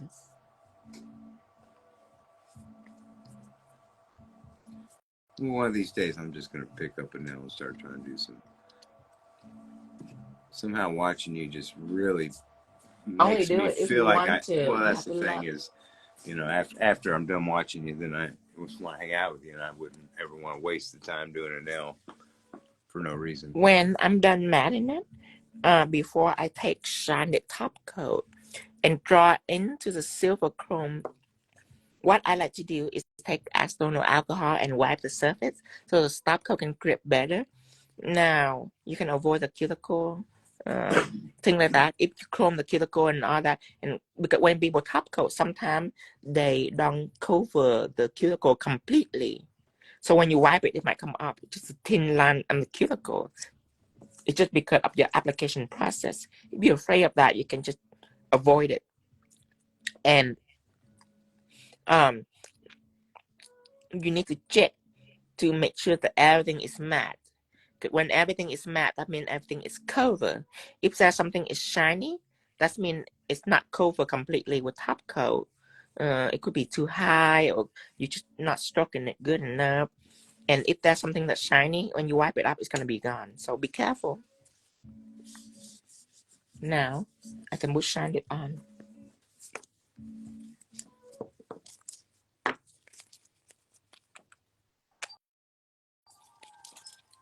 And for the brush, I am using my coloring brush. I have this urge. I use a coloring brush for top coats because for the 7mm and the 10mm, when I use the 10mm, it's very difficult for it to hold top coat. Let me show you. My 10mm it's very difficult to hold top coat because it's long. It's long, so the top coat can drip because it's built really for the tip, for the extra pointy tip, and a nice and thin body, so it can move very flexibly. That is for thin line. That is for precise line. So when you use something that's running a top coat, it tends to drip down and leave the tip there. And when you paint with top coat, you really need it to be right at the tip. Before I using my 7mm, it's a little bit better. It's holding way better than the 10mm. See how it holding right at the tip? It will take a very long time for it to actually coming down. But now we have our coloring brush. Let's just give the 7 a rest because this one, Just give the 7 a rest. this one is built to hold. It hold anything that you want it to hold. It's hold gel polish, it's hold gel pen, it's hold top coat because it's built. It's not built for fine line. Don't try to do fine line with this, but it's built for coloring. That's why I named coloring brush. And you don't need a lot of top coat. You just need like it to be packed with top coat. That's it. You don't need it to be cake with top coat. So it's not. So one's like a colored pencil, one's like a crayon. Yes, because you're not trying to build it or anything. You don't need a lot of top coat. You just need to brush it over very lightly. We got crayons and Play-Doh. We're a business. Now everything is already nice and sealed. So when I go over it, I can spare some detail.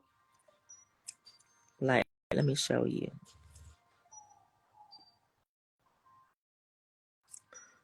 I just look at it, and wherever I touch, it becomes shiny. Now, like some of these right here are still matte. Do you think I care about it? Absolutely not. As long as I just swoop over it, I don't really pay attention to all the edges and all that because I know everything is sealed. I don't need to try to seal it. I just need to return the shine. Reshine is what I call it. It should be fast. More people, when they think about tracing, they freak out. They freak out because they think that they have to be like exact. Over the other. No, you don't have to be exact because the design are matte. The moment it shines, you can see it. And what exactly are you applying right now? Top coat. Top coat. Yeah, shine it. Shine it top coat. Yeah, right over it. And you don't need to freak out because you don't have to like trying to like, oh, there's a little part right here. Ooh, trying to like shine it. You don't have to do that. You can just from here to here one swoop, and you're done.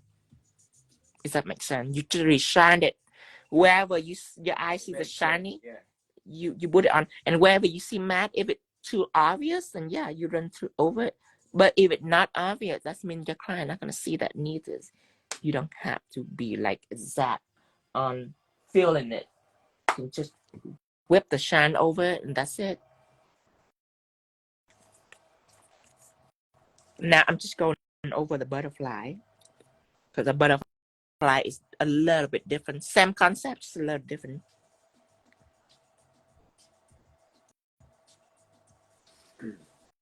So Lynn's had a pretty good question. What's that? I think you might come out with a chrome, rose gold, and gold clay dough. Yeah, that's a good idea. I see a lot of fun uses for that.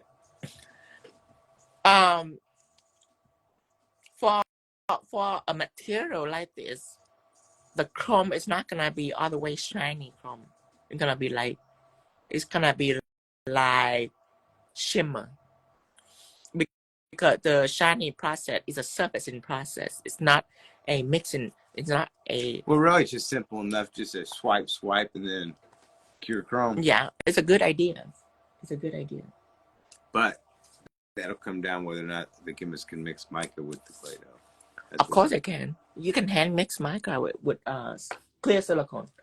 Anything that clear, you mix into it. Definitely keep that in mind. But my next one is to come out with a metal plate.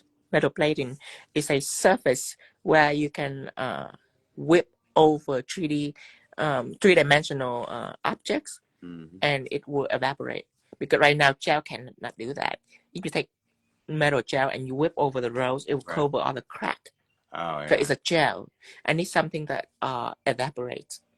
So if I take it on, like a minute later, it'll shrink and it'll reveal a beautiful 3D rose. That's up to the chemist. That's up to, yeah. That's up to the chemist. I love the way you explain stuff for them, though. Yes. Yeah, I'm the one that explains for them. It's just that they know like how to get there. XY 5 4 minus red 2 5 whatever ingredient they use for those lab people. Okay, butterfly time. So I apply a coat of Top Gel Cream Nude. What I am gonna do is take Pigment Base, draw on the butterfly, and then put pigment on it.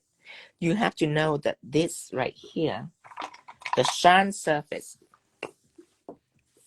Shine surface. Yeah, you have to know that the shine right here are prone to pigment. Okay. Unless the black are very stainy. So if you put it on, it might not stain it all the way. It might not be like jet black, but it's gonna leave like some stain over.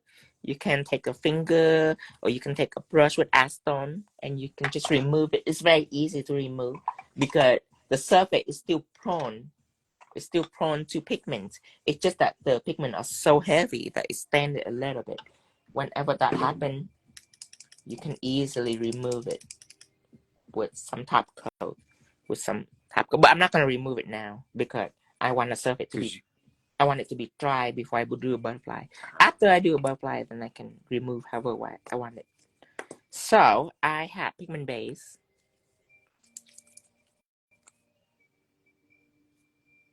I'm gonna draw a butterfly with Pigment Base. I would choose the coloring brush, and I already shown you how you can construct a butterfly. So this process should be extremely natural for you. Natural. So the more natural they get with things, the quicker, more confident they'll become, the faster they can get nail sets reproduced. Well, absolutely. For them to speak up in salon, they need to be familiar with the pattern. When you work in salon, you don't have time to try to remember what needs to be done. When you work in salon, you need to know immediately what needs to be done, how it's look, and everything like that. That just requires experience. You do it for a long time, you know. And that's why when you're doing this kind of art and your client becomes Chatty Cathy, you need to be able to give her a good death grip pinch and a dirty look. Shut her down, right? Yeah.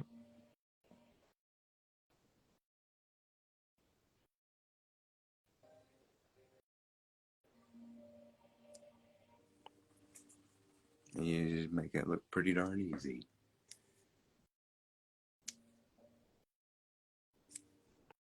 Let's just do one butterfly. Hear this? Just one. Is that a sticker? No, it's not. If I want to put black pigment on, I have to clean around a butterfly.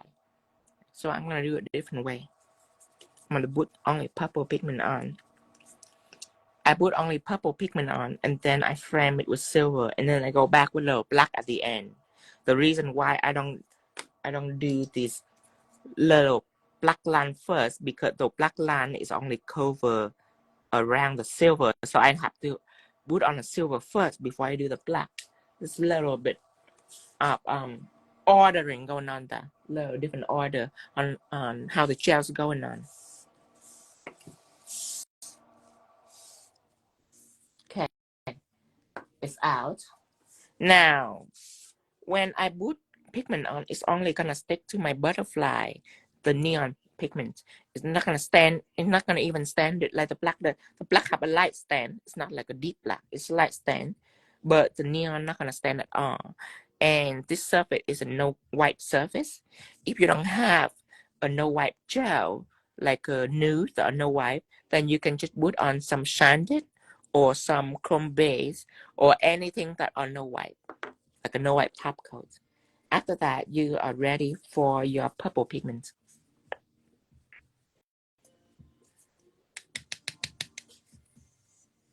From the outside, you dust it in, just like the ombre. You don't move any further. You just stay in one place and you just watch your pigment evolve. When it's good, you move on to a different place. But you don't keep dusting inside, then everything will be purple. You need to stay in one spot and try to be as light as possible. That way, you can see the purples blend into the white, just like that. More people want to go, they keep going down, and everything will be purple. So when I do this, I just stay there. See that? One stroke, I see nothing. Two stroke, I see nothing. Does that mean that it's allowed me to increase my pressure? No. And keep going. 4 stroke, I see tiny bit. 5 stroke, I see a tiny bit. 6 stroke, 7 stroke, 8 stroke, 9 stroke, 10 stroke. I started to see something. 11 stroke, 12 stroke, 13 stroke, 14 stroke, 15 stroke, 17 stroke. When I stroke like this, I often go fast like this.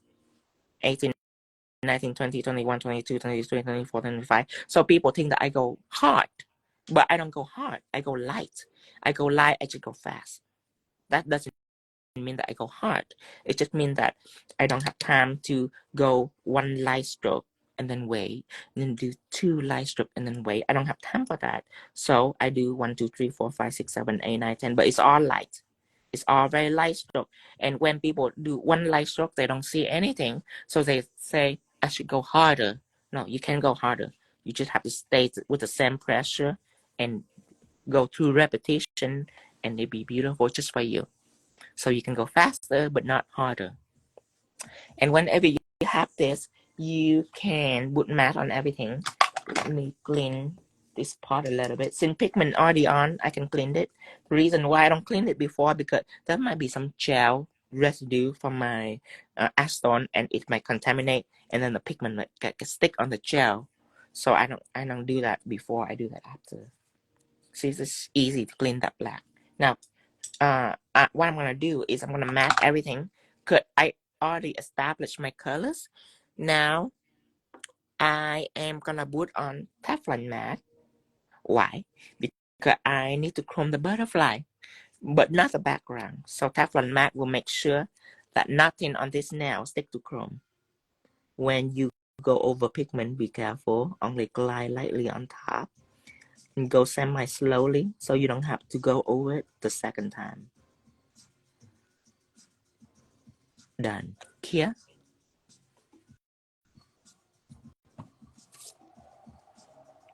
So now chrome will not stick on it at all. Now I need to use chrome base on just the butterfly alone. Cause chrome stick to chrome base. And the chrome base is a top coat. The reason why I name it chrome base, so people know that they put that on first and they put chrome on top. Because if I name it chrome top coat, some people would think that go on top of chrome, and it doesn't go on top of chrome. It's a softer top coat. It would not protect the chrome. It's only there so you cannot hear chrome to it. Okay. Now taking it out, this will be the chrome that go on the butterfly. It's mermaid chrome, and the shade of it is rose mermaid chrome. And now, as you can see, it did not stick on the surface.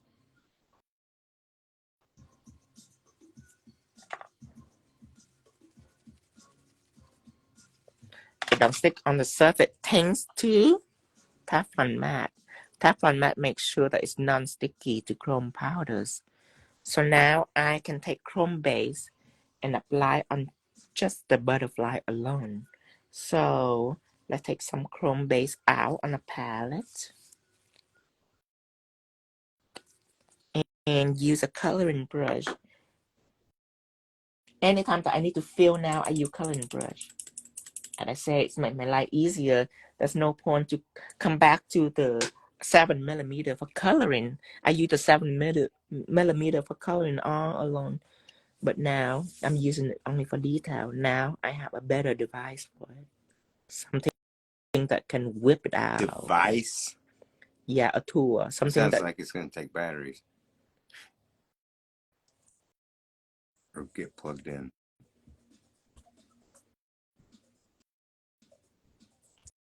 Has anybody told you how dainty and beautiful that looks? Thank you.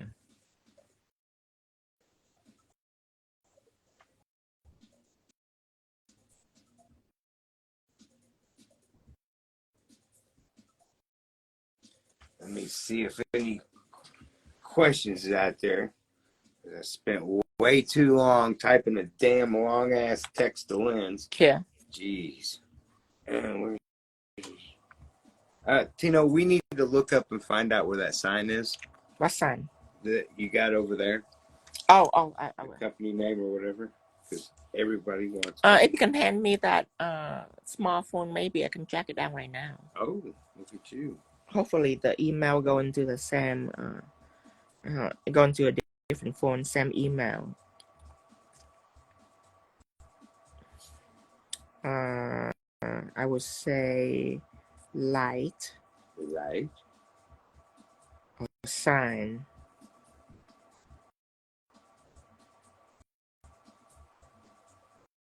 Let me scroll all the way back.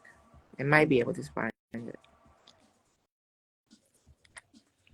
Oh, forever grateful to meet you. You answered my questions at the premiere. All right. Where in the world was this? I know it's in there somewhere. Saturday. Oh, we left like what day we left? Oh, that's like weeks ago. February 5/4. Okay. Now we are here. Now let me see.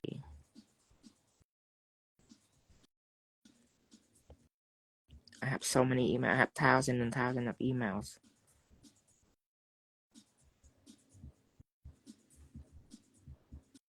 Give me just a second. I can't remember what day. I want to say the 29th, 30th? 29, 30. No, wait. 30. 30. 30 is the day I got 30th, the email. No. Oh, no. That was the night before. I'm just backtracking. I'm trying to find the day I got the email. I'm just trying to not linger anywhere near this week. I know that it's come. Anyway, it's just a long time ago. You know what? This is,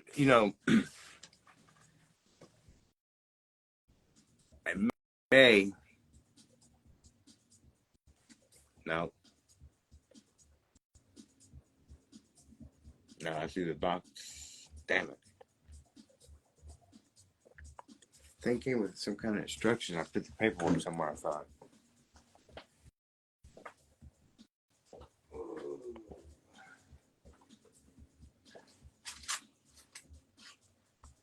Yeah, if there is an instruction or something. There was. I just need to know the names. Yeah. When I know the name, I can type in the email and it pop up right away. It's just I doesn't know the name of it. Well, they don't know. Check that line to see it in the back or something that there is. I don't think there is a name for it. Oh, let's see if there's something on that box. Yeah, I just need a name. And when I know the name, I can pull it up very quickly. I can pull it up instantly. I just need to know some kind of name, some kind of logo, just a sign of where it's coming from, right, or company or something maybe one word or something like that. Just a word will be enough for me to pull it up. Couldn't find it? Nope.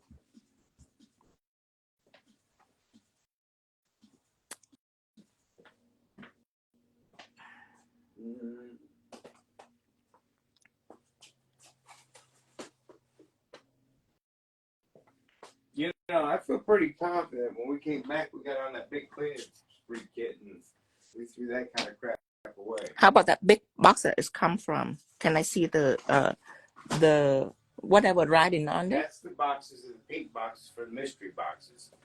We don't have the box it came in anymore. Crystal. Her name is Crystal. I remember that. Okay, I'll search for her name.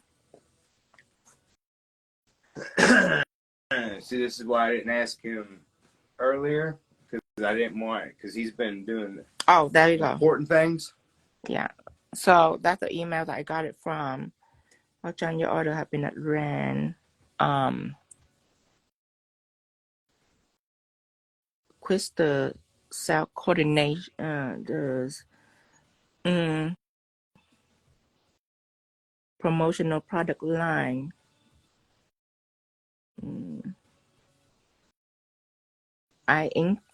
That's why I do. I saw it on the website and I sent her an inquiry.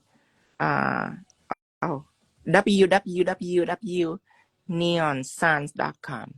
That's a website. neonscience.com. That's pretty simple. Yeah.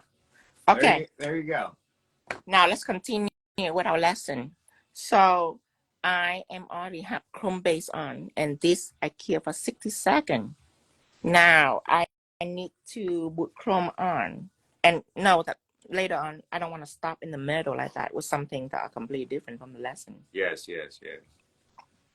Unless it's I apologize. We shouldn't have done that. Yeah, but they've been asking for 2 days. Yeah, we have to understand that there's people that will be watching it after we done the live, and those people will be the one that's studying, and we don't want them to bump into a part where they're like, what the hell? Okay, now we are rubbing Mermaid Chrome Rose on, and remember that it should only stick to the Chrome base. It will not stick to the background unless there's some parts that you haven't like successfully covered. Well, beautiful. Beautiful. You see some space right here. I can maybe go back.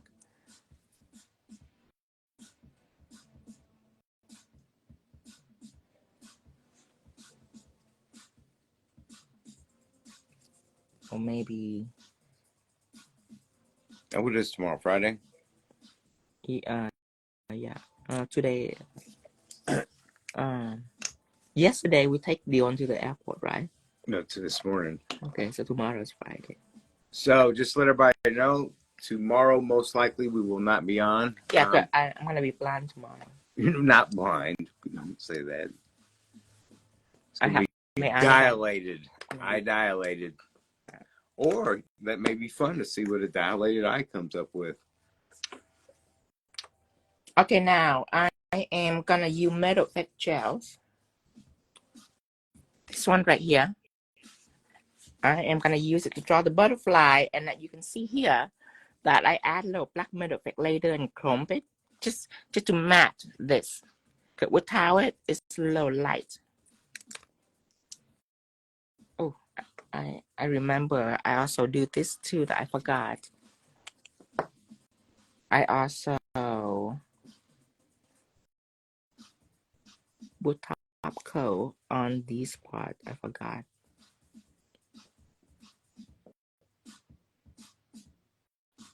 I'm leave whatever in here alone. I'm just doing around the butterfly. Just a little contrast. Okay, so I am doing the black just so it can match. The color can match a little bit. That's the only reason why I do a black. But I cannot do it now because now I don't see any pattern right now. I need the pattern of the wing to be on so I can see. Or else I couldn't see.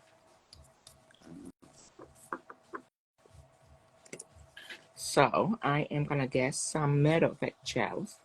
This is what I'm using, metal effect gel. I'm gonna get that and draw out the wings.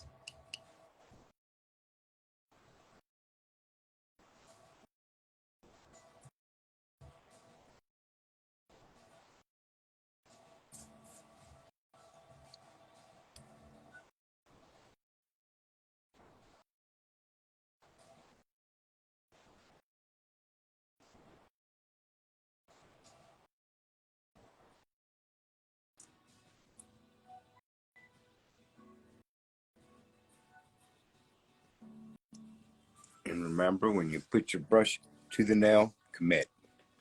And don't make your line until you're ready to commit.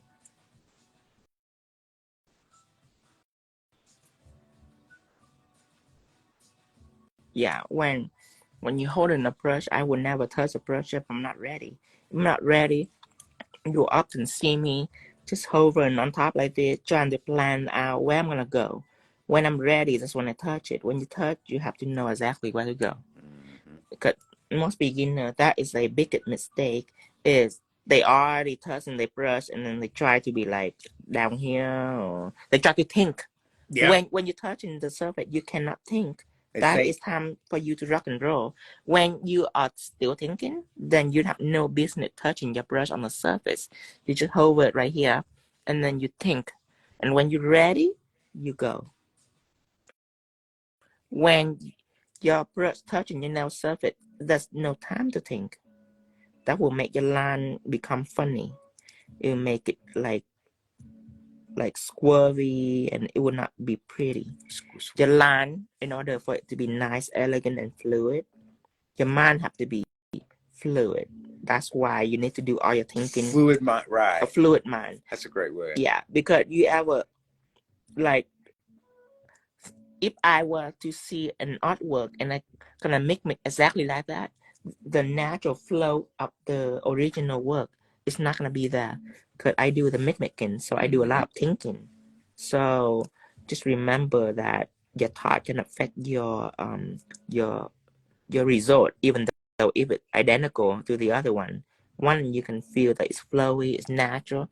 The other one you can feel like it's forced. It's understandable though, because our minds are kind of formatted into start doing something. Right. And like this right here, the antenna. I'm not gonna touch it. I'm not ready. I have to know that it's from here and it's gonna go to this point. And when I establish, then I touch and I go. And if I want to stop, I lift. Yep. I lift my brush, so I stop. I stop to do whatever. Recalculate whatever. And when I'm ready to go again, just like this. Here. Oh, that's sweet, honey pie. What size of brush do you recommend to use? For brushes, I use 4 types for lining and details. I would say watch the brush Tutorial, the brush and highlight. then decide what direction you want to do with it. For brushes, I use 2 types. So there is a 10 millimeters, there is a 20 millimeters, there is a 5 millimeter, and there is a 7 millimeter. For 20 millimeter right here, its job is for long line because of its length right here. From the moment that it touches the surface, whatever shaky up here, it will take a while for it to transfer into the tips. A liner that are 20 millimeter is heaven for straight line because you can drag it. You can drag it. You can squirrel a little bit because it's so long and it caked with gel paint. It's make it exceptionally heavy. So it's for dragging. That is for long straight lines that are symmetrical. And for 20 millimeter, if you attempt to do a curve, you might realize that it's difficult. You have to use only the tips.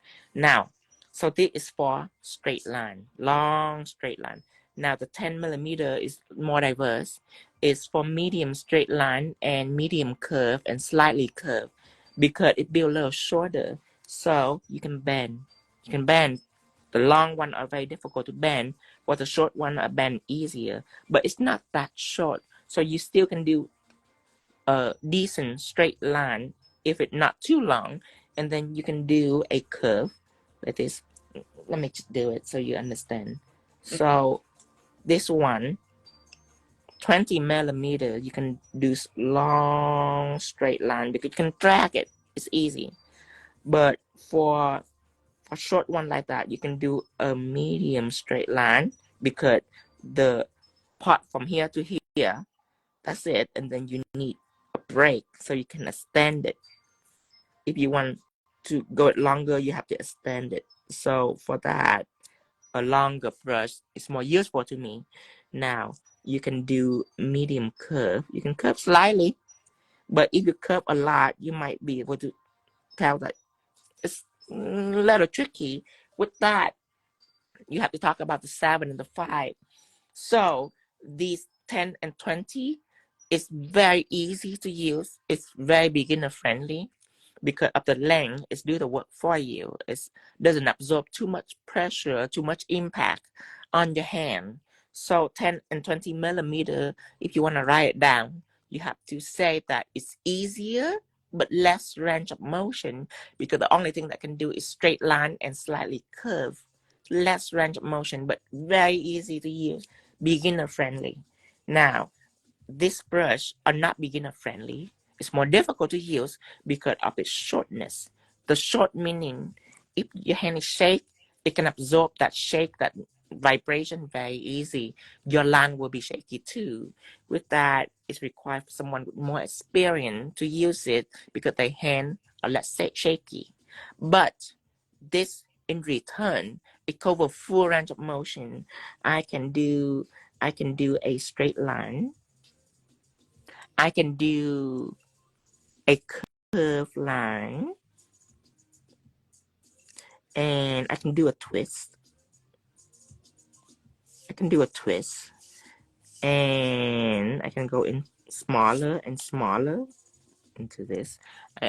It's cover more. It go wherever it's one. It's short, but then it's risky to use because someone with not enough experience, it be shaky because the distance is so short. From here to here, it will absorb your shake immediately. So with that, it's for someone with more experience. The 5 millimeter do non-shakers. Yeah, so 5 millimeter do exactly the same things, but it's shorter and it's for either. Back in the day, I also used to fill. But I also use it for like lace line or lash line or anything that are micro. So for brushes, I would say that I use a 10 and a 7 the most. 10 and 7 I use the most, and then 20 I use it wherever I need a long straight line. I use it, and 5 I use less. So that is the option of brush that you have and way to use it, and depend on your level of line work of what you need to start out with. Now, when coming back to the butterflies, so what I do is I put a layer of chrome base on the wings. I put a layer of, I don't put anything else. I put chrome on it, and then I don't block chrome or anything because the background is already blocked in chrome. But the foreground, this shiny part, I don't put anything to block chrome. I put metal effect gel immediately so I can drop on silver chrome. And one of the questions that you might have is, well, don't the silver chrome will stick onto the wing too if I don't block it from sticking? The answer is no. The chrome will not stick onto the wing because it's already been taken with chrome. Like this. Let me show you. By the way, your nose is so sexy. My what? Your no. You said no. Will it stick? No. Okay, so I don't need to take chrome. I need to take glitters. My glam glitters is choose green. Green. Let's choose blue. Okay, so this right here is a piece of tape that I have. Okay, So imagine that this tape is the same material that I adhere chrome in. Imagine this tape is either chrome base or metal effect gels, whatever it is, a chrome gonna stick on it. And then imagine that glitters is chrome. So I'm gonna take some chrome and I'm gonna apply on the surface like this. Of the sticky side of the tape. Yes, I need a piece of papers. Okay, so let's say this is a chrome surface and I'm gonna put chrome on. So right now, chrome is successfully covered my surface, okay? Chrome is successfully covering my surface. So if I want to put another color of glitter on, what do you think will happen? It will not stick on. Right, because all your sticky it's already stick onto the parts is tape. full. Right. It's already stick onto the tape. So if I put gold in, it's not gonna stick. Well, glitter is might catch a little bit, but I'm just gonna show you that the gold is not gonna stick because it's already sticking the blue on. It's not gonna stick the gold on. Same thing to the butterfly. What behind here?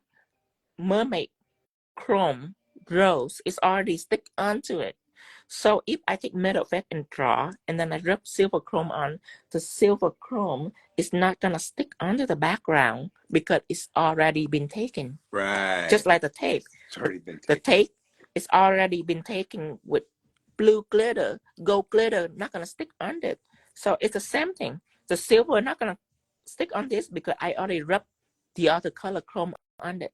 So it doesn't matter how much I rub, the silver will only stick onto what available, which is the white. One of the concepts that are useful to know, just in case you that type that you might put on Teflon Matte, you might overuse your Teflon Matte.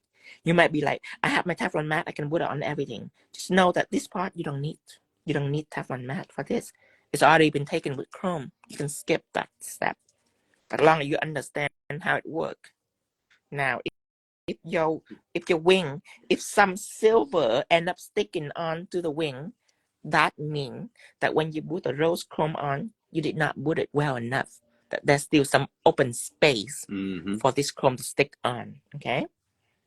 I need to get rid of my glitters. Poor Tara's having. Oh, look at all that. I already know not to have a blank you piece. Send her little birthday thing. You need to sling that all on the. These glam glitters I use for encapsulation. I love you. Glam glitter and glam gel are the same size of glitter. It's a mixed chunky glitter. But glam gel or solid glitter, well, glam glitter is not solid. It's semi-transparent, so it can peep through the background. So after the rose chrome was applied, there was no top coat? No, that's nothing. That's nothing. As I said before on the tape, when I pour that blue glitter on the tape, I need nothing to block it. If I put the gold glitter on, it would not stick on to where the blue already is. So it's just like the silver chrome.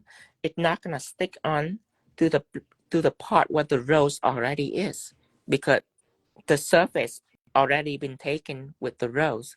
So the silver have no choice but to stick on to the white metal effect that I put around it. But it's not gonna stick onto the rose anymore because it's already been taken. Spot is already been taken. It's already been taken. Right. Before, when I explained it, you might not understand, but I hope you understand it now. I think they do. It should be very easy to comprehend that.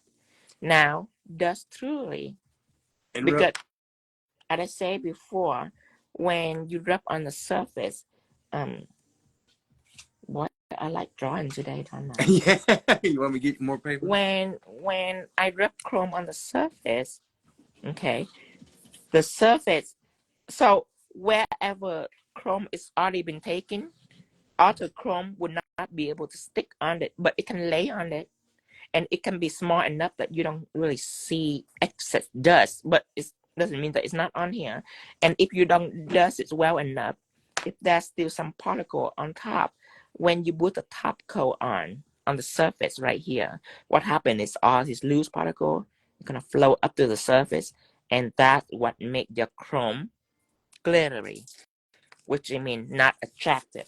That's why when I dust it like this, you might see me like really dust it. You know, make sure that I wipe up any excess dust. Because I want my chrome to be sexy and shiny. I don't want it to be glittery at all. That's why I really pay attention to my dusting. Now I am gonna boost matte top coat on all over.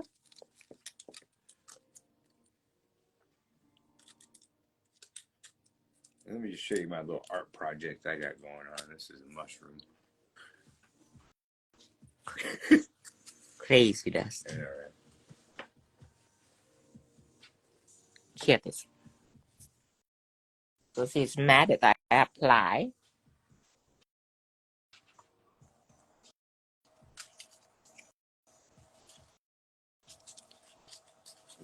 Yes, thank you so much, because I was curious and I have such a hard time with chrome sometimes. You just have to understand it.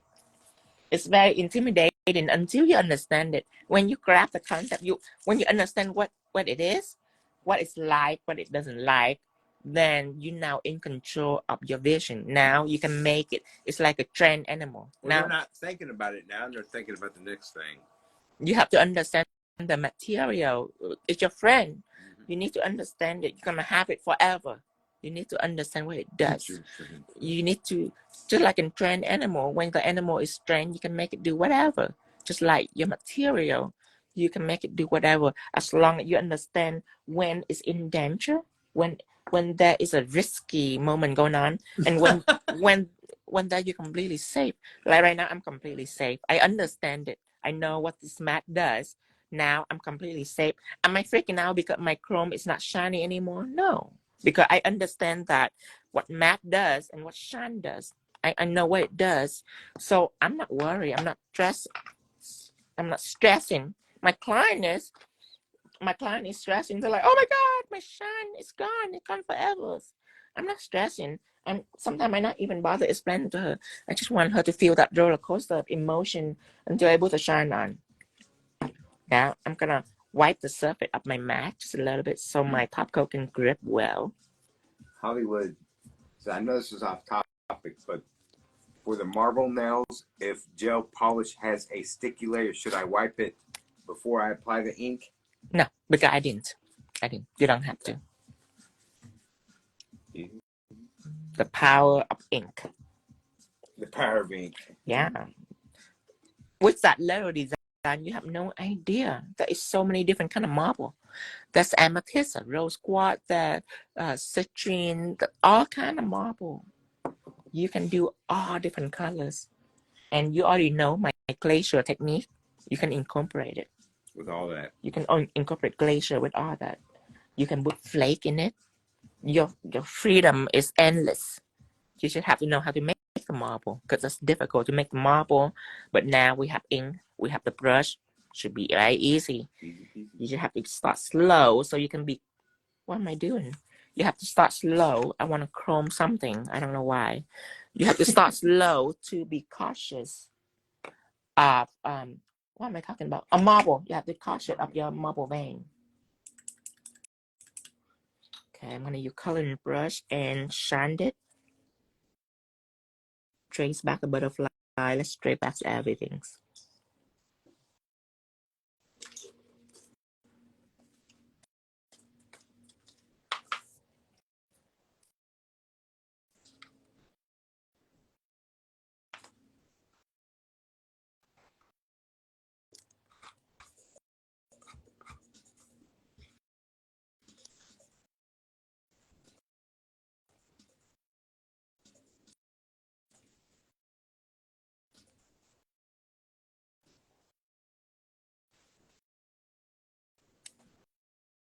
Is that your coloring brush? Yeah, it's my coloring brush. Now I just stroke it so it's really thin, and I just trace the detail too.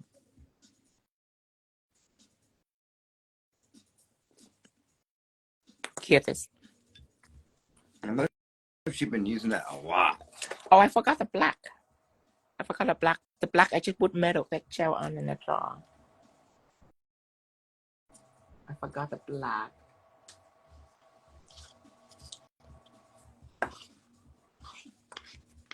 I already put shine on it, so that means chrome will take over. I'm gonna explain the black for you. I have to alter my patterns. I hope that you understand this. That is not usually go like this. Before you put the top coat on everything, you take matte effect and you put black on again. But I already put a chrome base on it, so now if I put the black on and chrome bit, everything will be chrome. So I have to put Teflon Matte on. But I hope that you know that this is not how you do it. I just forgot the black. Actually, I'm not gonna show you. I'm not gonna show you so you don't mess yourself up.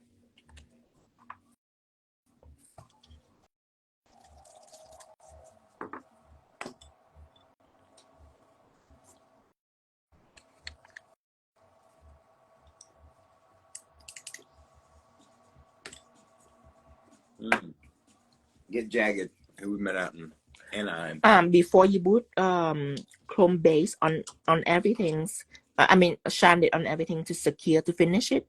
After you put this white on and put the silver on, I also do this. You don't have to, but it's optional. I do the black like this, so it's matched with the other nail that I did. The other nail have black on, and it gives it like a rosy colors whenever this chrome is on. So I just want to match the colors. But you need to do it before you top coat everything. Before you seal the deal. It's just right after the silvers. I just put some black on, and then I put rose chrome on it again. It's not gonna stick on the silver and the chrome behind it. Cause like I say, whatever taken is taken. It's not gonna stick on anymore. like Get Jagged, we met her out in Anaheim. She got some of the Teflon Matte coat. She says her clients are loving it. Yes. Loving it. Teflon Matte is really, I'm not surprised. I already know what it does, but it surpassed. Do very good. Do very good. A plus. It gets A plus. It's make me proud. It's not just an A. It made you proud. Pigment Base is A, but Teflon Matte is A plus. A plus.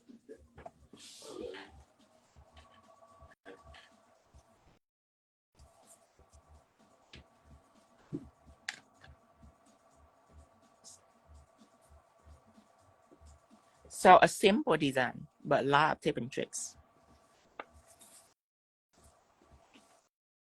That shirt makes me want to touch it.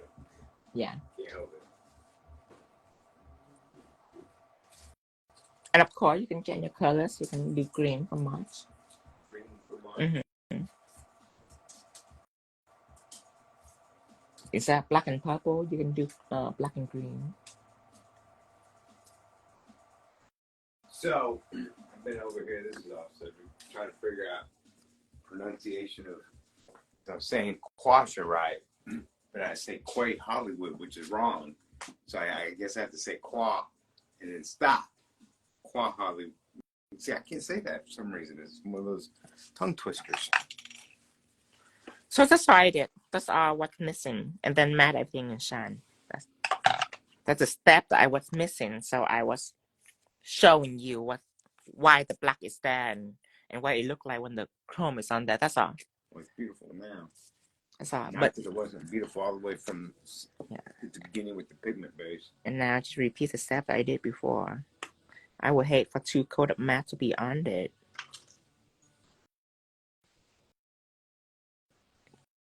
Hear this.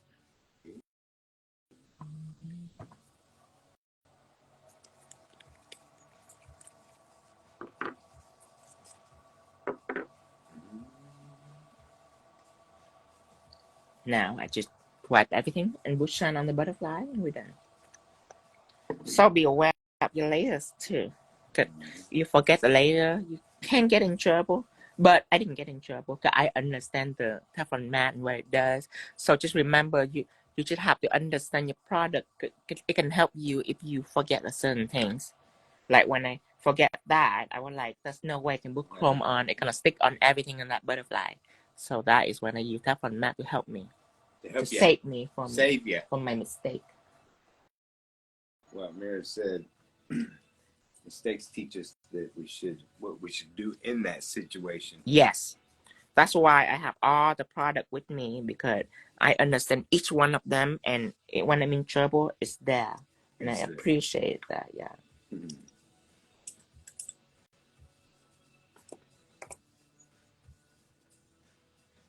Because when I do nail for my client, one thing that I hate the most is to erase. Yeah. I don't want to grind, because it's gel. I don't want to grind up the entire nail, because I show them that you done something wrong. But if I put on a layer of Teflon Matte and chrome it, they're not going to know anything wrong. It's just the process.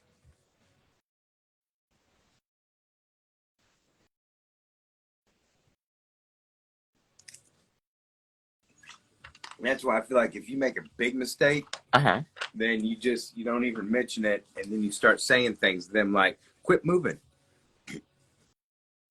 And then ultimately going, look what you did. You made me. Just full blame on them.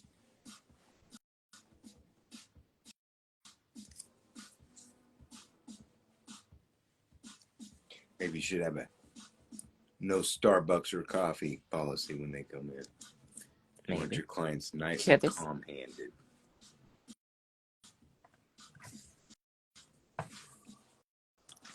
So that's why I did not do the purple and then the black and then put rose chrome on at once, because I don't have this silver line.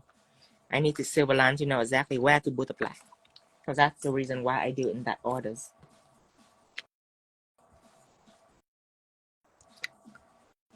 Oh, they said gaslighting. Is that what that is? See, I didn't. What's gaslighting? I'm not exactly sure. I think it's a good technique. Okay, I'm gonna get rid of this. And then I'm gonna take a new one.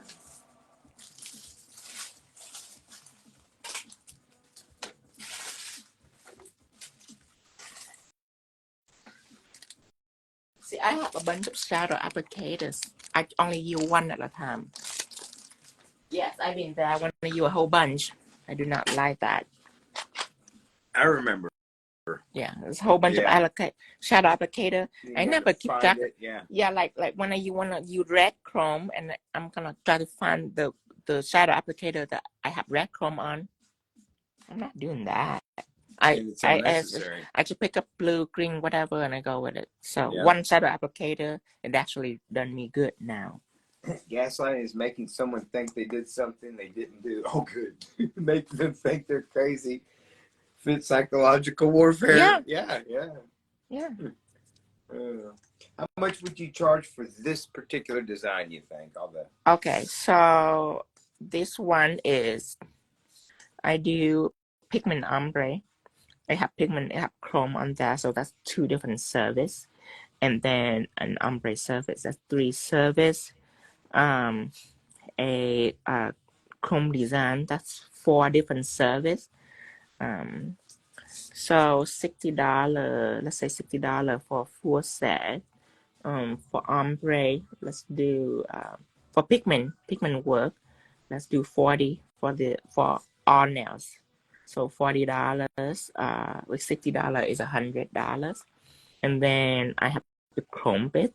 That's just really an easy 20, just 120, 20 or 30, whatever. It's up to you. Easy.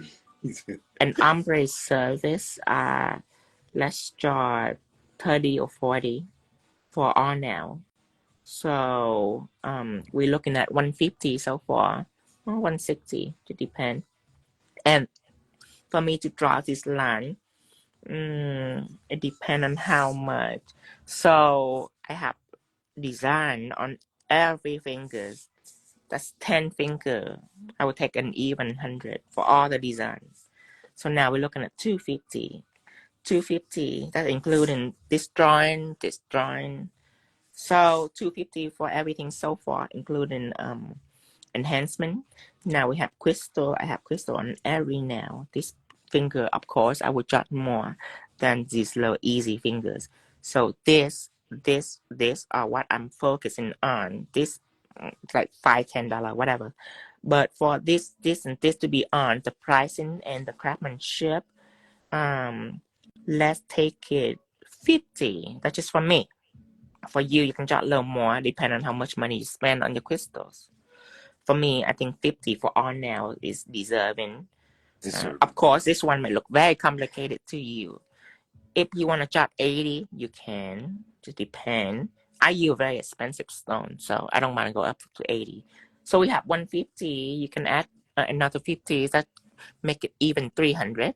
Or you can add 80, which make it 330.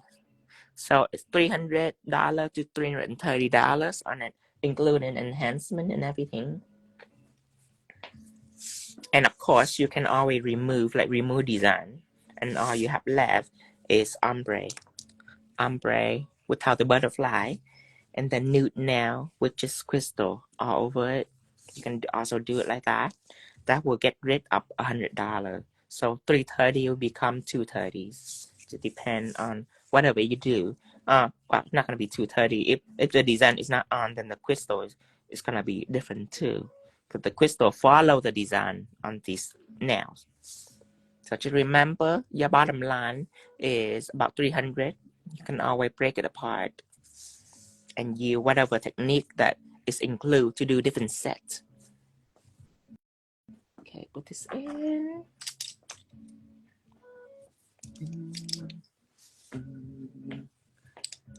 She said UK would be like 70 max for the whole lot. People don't pay here. Yeah. Yeah, but you can buy an island over there for 300 grand. I mean, come on. Yeah, $70 is very easy. I'm gonna do $70 right now. So $70.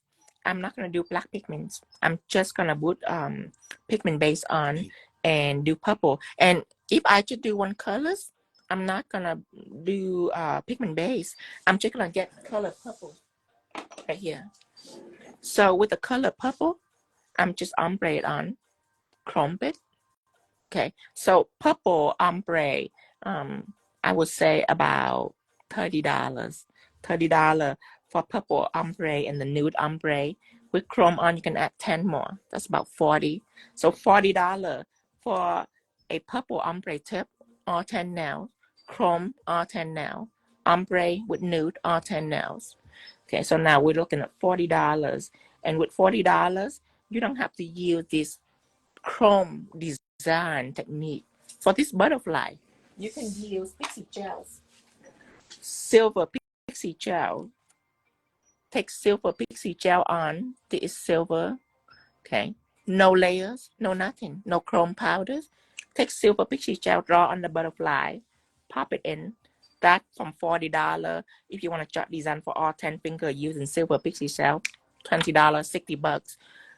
If you want to charge $20 for your enhancement, that's about 80, about similar, $80 for a cheaper version of this.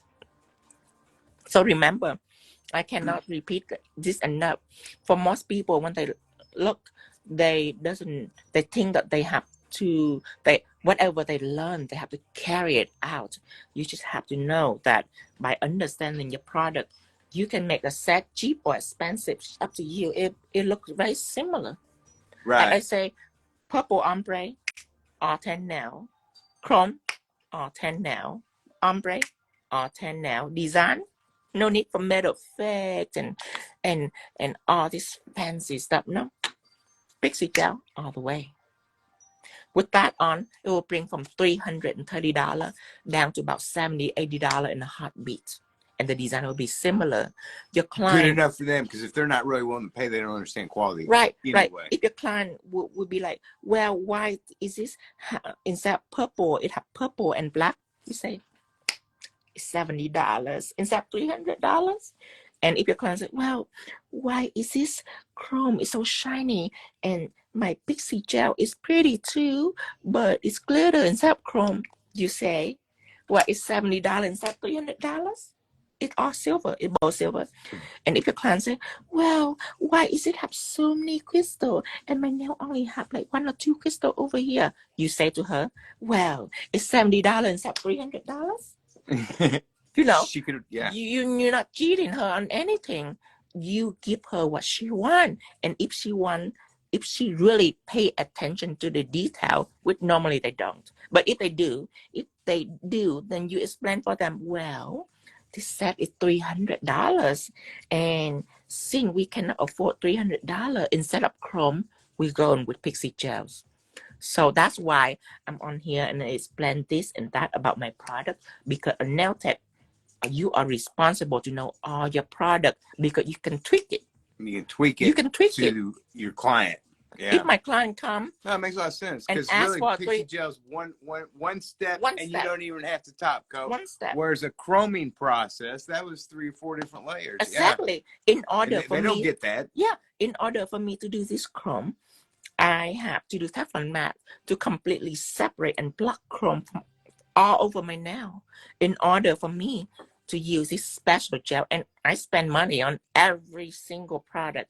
For me to do this, I have to block chrome first with Teflon Matte, and then I move on with white metal effect gel. I draw it on, and then I use a chrome powder to drop it on, and then I have to secure my chrome so it's not chip on you. So I have to matte everything, because if you want everything to be shiny, that'd be easier for me. I shine everything.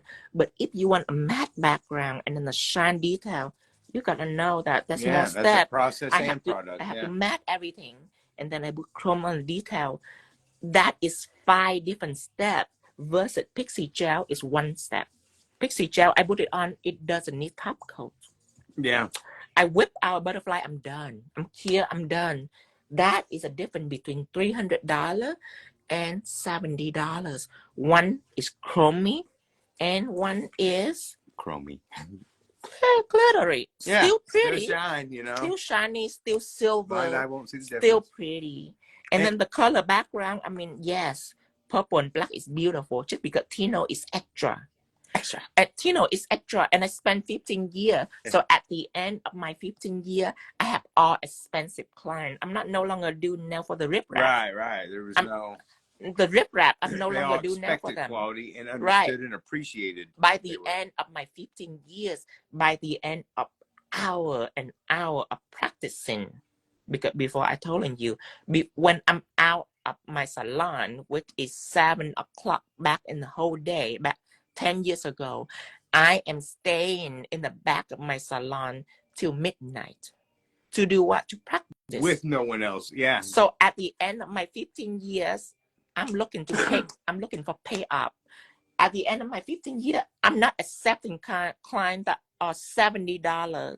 That is 90% of the people out there that are willing to pay. Mm-hmm. At the end of my 15 years, I am rewarded with people that can afford me. Mm-hmm. People that spend $200, $300, $400 easy. People that don't even ask me how much my nail.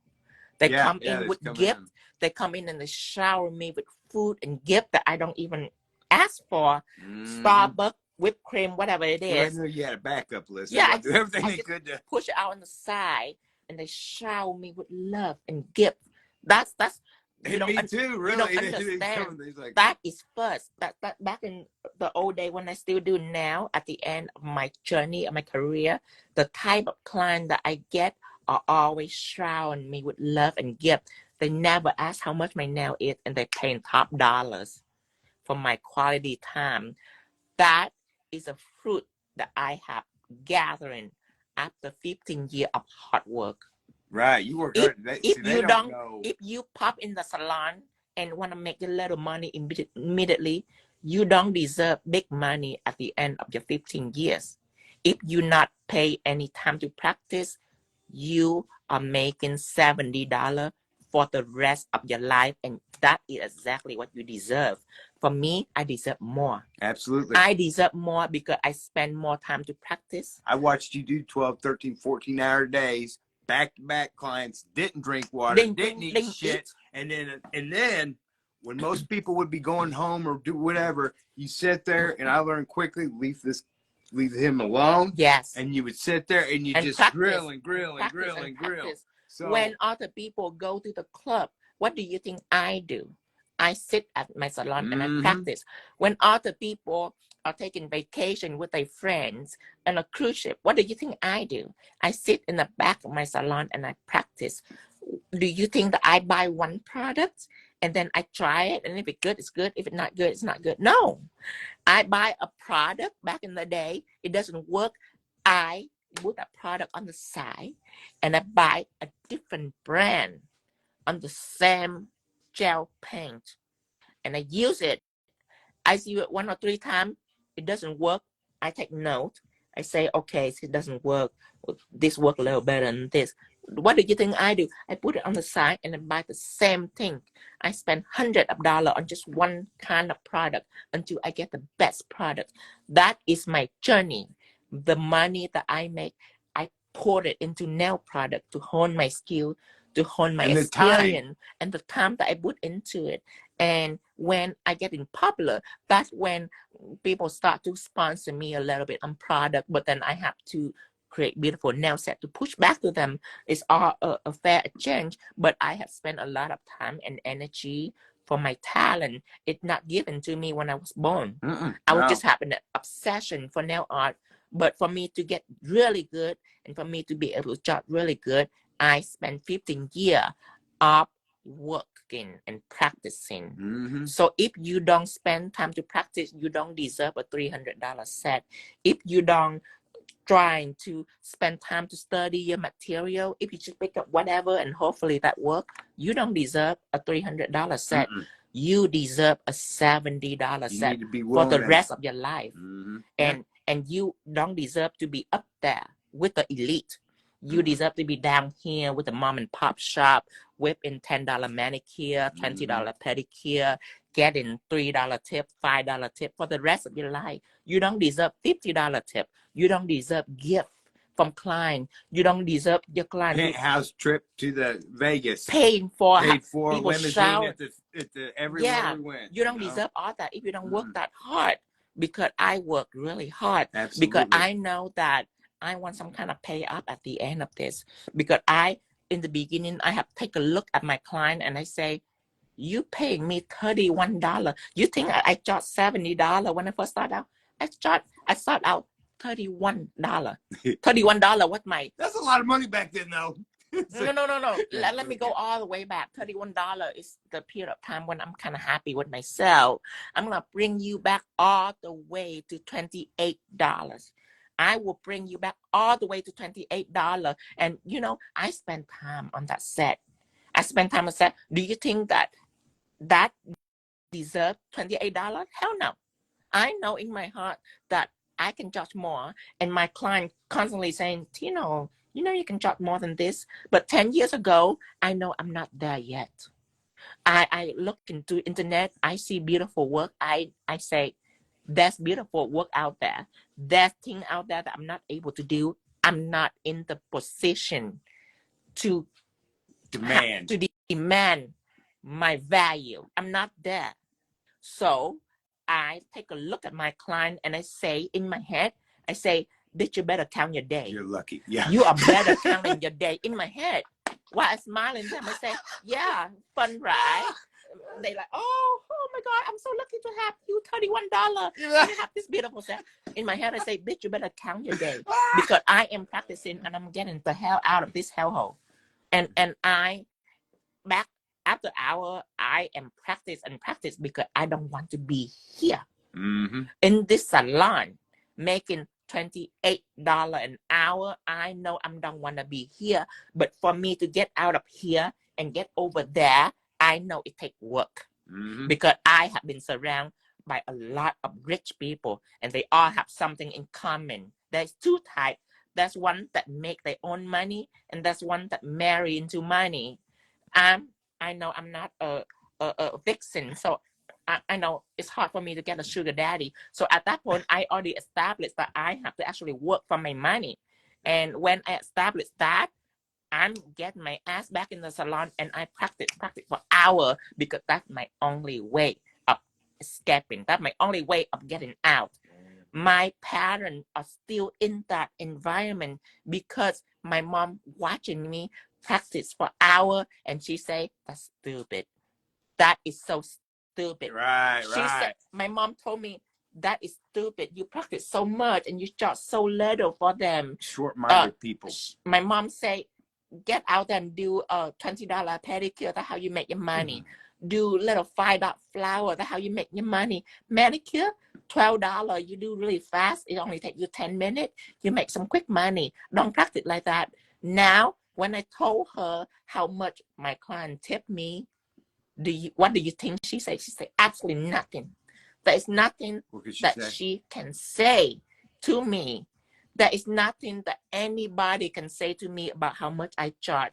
What do you think I told my client when someone walking into my shop and I say $300? Whatever they say, I don't hear them except for yes, no problem. When you say, oh, $300, oh, last month I've been to Loaded Salon and Kimberly was really good, but she only charged like $80. I think it's a little expensive.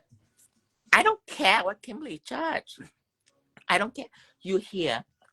When you hear my pride, you did not leave immediately. You are still here trying to convince me.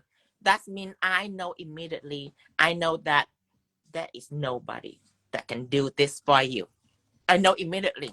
Right. Because if Kimberly can do this for you, you'd be out in my shop in a heartbeat the moment I spill out $300 in my mouth. But you are still here trying to argue with me. And I'm not arguing with you. Trying to chisel away at what you have built and deserving. This is not a pawn shop. I am not arguing with you. I shoot out a price. I only want to hear yes. If I don't hear yes, imagine how many people are on my wait list. Because the reason why there's so many people on my wait list, again, because I spend a lot of time to hone my skill. People can see it in my page. They go on Instagram, they can see beauty all over. They go on Facebook, they see beauty, color all over. Where do you think all that beauty come from? Hour and hour of hard work of practice. The only thing that make me not discouraged with practicing, because I love art. That's the only thing that separate from art lover with people that doesn't like art. People would be the like art, they can spend much time practice, but they're gonna be miserable. I love my practice. I love to practice because I love art. That's the only difference. But just so you know that in order for you to get here, that you have to pay for it. You might not pay for it to online. It might be free. But the one thing that you pay for is your time. You have to spend time, because if you don't spend time, you're not going to get here. Right. It's just common sense. Like one of the things I hate when I see, and I see a lot of people like, you've been blessed, or you've been this, you've been that. Man, I've watched hard. Yeah, you've worked hard. I'm telling you, I started out at ground zero. Ground zero, literally. Ground zero. Like $10 pedicure in Pasadena, California in 2008. That is what ground zero is. You ever imagine spending 30 minutes for a $10 pedicure in an area full of people with elephant feet? Feet that are not pretty feet. Feet that look like they're in the farm. And then they bring it to me, and I spend like 30 minutes fat. Sometimes I spend more time on that pedicure because there's so much crap on their feet. Let me earn $10. Let me. You might. Okay, a lot of you people don't know. I answered most of the emails, and there's something sticks out. I showed Tino. You don't even know about this. This is the crap that I'm hit with. I'm not going to mention her name, right? But this was this morning's thing. Okay. You are so talented. I would literally give you $1,000 to do my nails. I'm a public figure, so I would love to have you as my main nail tech. I don't want anyone else. I want to have you. I could also help you get your own TV show. I just politely texted back, right. You're assuming I want these things. Right. And then she wrote back and she said, okay, what about $2,000? If you say no, I respect your wishes. Sorry, but no. Yeah. And then I moved on. But, you know, that's... I'm not there anymore. I have worked so hard. I am not in the service industry anymore. $2,000 mean nothing to me. I'm not a nail tech working for a living anymore. I teach people now. I'm in a different mission. For free. I don't have time to do a nail set. Do you think I need fame? I'm famous. I don't need anybody to push me up. I have worked from ground zero to the top without the help of any people that going before me, without the help of anybody famous. Nothing but criticism. Yeah. Do you think I'm friends with Jenny because she's famous? No. It's just I'm there because we are doing a lot of class together and I know her, but I have no help from anybody that go before me. So now I don't need anybody to try to push me up. My algorithm is up here. I can move up whenever I want to. And for $2,000 set, no, I sell products. I own a product company now. I'm no longer a nail tech. That's what people don't understand is I have worked and worked and worked so I can advance and advance and advance. And that's what we want them to do. Yes. That's why anybody that dare to come up to me and say, Tina, I want to make as much money as you, but it's so much practicing. Oh, I don't have time for that. What do you think I think of it? I like, fuck you, bitch. Fuck you, bitch. Because I spend so much time, I don't respect anybody that dare to say, it's so much practice and I don't have time for it. No mercy. I have absolutely no mercy for people like that. I am teaching you for free. That You're giving them every single opportunity to get into this without getting invested. Right. The only thing that you need to pay, you didn't have. The only thing that you need to pay is your time. That's it. It's your own choice. Yes. That's what people don't, because I had several other people who was like, please come teach, we'll offer you the world, whatever. And it's like, you don't understand. Our position is we don't feel right if we don't give you every option to get it, but it takes your own damn willpower. And you got to put that. Most nail tech now today, much luckier than us nail tech back then, because back then there's no one teaching me for free. I spent 15 years to hone all this knowledge that you can learn in just a few months. Just pay attention. Just pay attention. You can learn it. Back then, no one teaching me anything. Take your time. If I want to learn in the Pasadena in the salon, I even look. I'm trying to learn, and I look at my fellow nail tech that do nail for their client. They look at me and they say, "What are you trying to get away? Get away! Don't try to steal my work." You know, that is a tough environment to be on. It's just trying to learn and learn, but nobody offer you anything. Right. So nowadays, nail tech are lucky. Nail tech are lucky because you can educate yourself anywhere. So I don't want to hear about not having time to learn, because I have 15 years and I do it every single day. So I don't want to hear anything about not having time. The only thing I want to hear is, look at what I did, Tina. Look at what I did. I'm not able to accomplish this last week, and now I can do it. That's the only thing that I want to hear is show off. And I don't want to hear complain. You know, the viewers don't know that one of the things that gets you just absolutely grinny, glowy, and smiley and beautiful is when you see something that you've done, because they don't understand that you've perfected your craft. Your next craft is, how do I convey this to people and give them every opportunity? Exactly. Because they don't know how horrible you used to feel when we would do classes at places. Yes. And you know, these people done. You have to know that out of their families' mouths to maybe afford this thing, you know, and you have to know that everything that I put out there are easy to learn as long as people pay attention. But you should know that I have spent several years going around and teach. That gives me the opportunity to watch how people learn. And I'm telling you, if that's something you don't get, and I show you again, you don't get, and show you again, you don't get it, that is just because the focus is not there and the attention is not there. I spend a lot of time watching people behind their back, because when I go learning and when I go teaching people, I watching them secretly, so they don't know that I'm watching them. So they act in their natural environment. And I'm telling you, I learn a lot from how people study, how people learn, and pay attention. Pay attention, because there is, let's say this lady, I teach you ink today, right? And then the end of the day, at the end of the day, she's still doing it.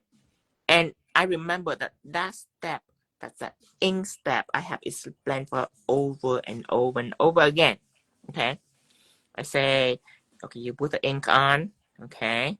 And you have to know that I put it on straight on pigment base because the ink acts differently through different background. So I'm putting it straight on pigment base because I need the adhesion layer of it. It's act differently. After I put this ink on, I use the ombre brush to dust through it to make different details. If you want color in and you put on matte and then you keep for 10 seconds and then you rub on color. I explained that multiple times in class. Okay. And she goes, oh, okay. I sit there and I watch everybody in class. It, right? Oh, I got it. Oh. At the end of the class, she told me, I struggle with it. It doesn't matter how I do it. I just couldn't do it. I sit down by her side and I say, did it for me. And she used Chrome Base for whatever the reason it is. Put on Pigment Base, put on Matte. I said, stop. Why you mad at it? Say, oh, you mad at it. You mad at it a lot. I said, you mad at it a lot, but this specific technique, I did not you mad at it. It's not like you're having trouble comprehending. You did not pay attention because you automatically add Chrome Base in there without the knowledge, without the mission, and now you don't even, you have no knowledge of what the mission lead to, and you don't even know what this Chrome Base do, what this matte do. If you have no idea what this does and why are you doing it, she spent 5 minutes trying to explain whatever. I said, okay, whatever, matte is not on now, continue. Slapping the ink on, and then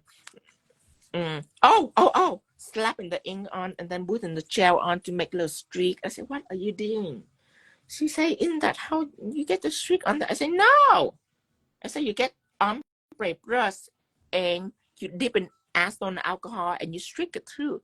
It's like, oh, I didn't know you say that. I say, no, I told you multiple times and you not. I watching you not. So if you're not jotting the notes on, if you forget something, I can understand that you forget it. But these are not you forgetting this. You adding random stuff in there. That's not a person forgetting. That's her guessing, really. The way I seen it from standing on the outside, she was just trying to waste her time and everyone else is getting. A person that learned well, remember everything. A person that didn't learn well, missing this and that. They missing information. But a person that adding information in a type of person that doesn't pay attention. Like before, when I explained to people that when you would shine it on, it's block pigment. Okay. Now this is before Teflon Matte.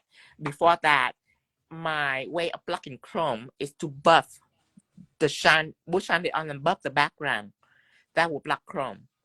And if you shine it on, you don't do anything to it. It block pigment. You have no idea how many people told me, I shine it on and it didn't block chrome. I applied chrome and it's sticking on it. Like, oh, well, why did you shine it on to block chrome? Because you told me so. I did not tell you that. I didn't tell you that. I told you that you apply shine it on, it's block pigment. And then you apply shine it on and buff it, it's block chrome. They're like, okay. And then a moment later they say, I apply shine it on, but the pigment doesn't stick onto it. Don't you apply shine it to apply pigment? I said, no. I say apply shine it on, it block pigment. You want pigment on, you apply pigment base. Like, so you should have known. Is that a type of people that add in random information into what they learn, or the type that didn't pay attention to detail? They didn't want to study it. They just want to be able to do this look and make some money, but they don't care about whatever it is that going on in between. Right. Those type of people, they would never get to this finished result. But also, you can't expect people to be as passionate as you are. Yeah. Because what we're presented with are born, raised American over here, and from the propaganda is we are educated and then taught to pay for more education and keep paying for education to learn, but under circumstances where we actually aren't taught to pay attention. Yes. So that's why I told you that two different kind of people. that are practicing. The one that love it, have no problem with it. Practice, study, comprehend. And the one that doesn't love it, that just in for the money, it's okay too. But I just want to tell you that your process going to be slower just because when you practice, you're not going to like it. And when you learn, you might need to go back one or twice. So that's why I told you that when I put in information out there for you to learn, and when you come back and you told me I don't remember this and that, yes, I have no problem telling you this again and again and again. But if you fail at the end, I have no mercy for it because I know exactly what kind of studier you are because I have been around. I have been around. This is not my first time. I have been in so many places. Really around. I have met so many different kind of people. I have met people that do nails for a long, long time, 30 years, 40 years. I have met people that just started. I meet lazy people. I meet chatty Cathy in the class, and I meet people that are sit there, oblivious, pay attention to every single one of my words. I meet people that get it just like that, and meet people that forgetful, and I meet people that delusional. I meet a lot of different kind of people. So just so you know, if you fail at the end, I know exactly what kind of studier you are. So just remember, whatever we put out there, we deserve exactly the same thing that are coming back to us. And that's why one of my biggest hopes is the people who have truly invested their time and their focus and put the things down to learn it, never devalue themselves. Never. You know? You have spent so much time, your work show. You don't bank on the fact that everyone around you will put in the same amount of work. If you have worked so hard to get to a level of perfection, you have to know that you are few and far in between in your area.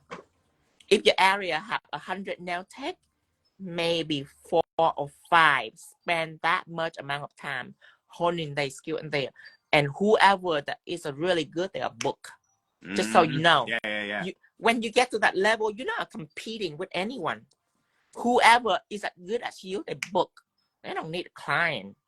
When you get to that level, you're not looking for client. Just so you know, when you're at that level, you are picking and choosing client. What you're doing is you're spending most of your time trying to get rid of everybody. Yeah.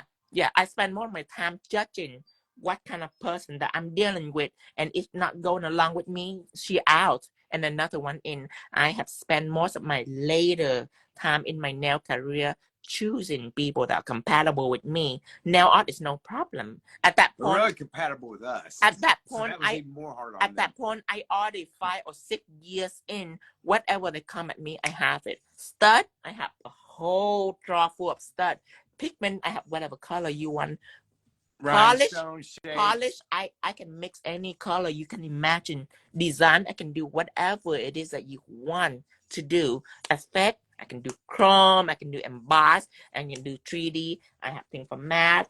Rhinestone, I have every color, every size. At that point in life, I don't worry about saying no to client. Nail art is no, like when people go in, when I meet new people, they go in, they're like, can you do this? Can you do this? I'm not even pay attention to them. I just look at the design. Right. Whatever it is you agree, because you know you can do it. In my heart, like, this crap. You see what I have posted on Instagram? This is simple. You're right. Come to me with little ombre, little butterfly. Yeah, no problem. The only thing I worry about is what kind of person they are.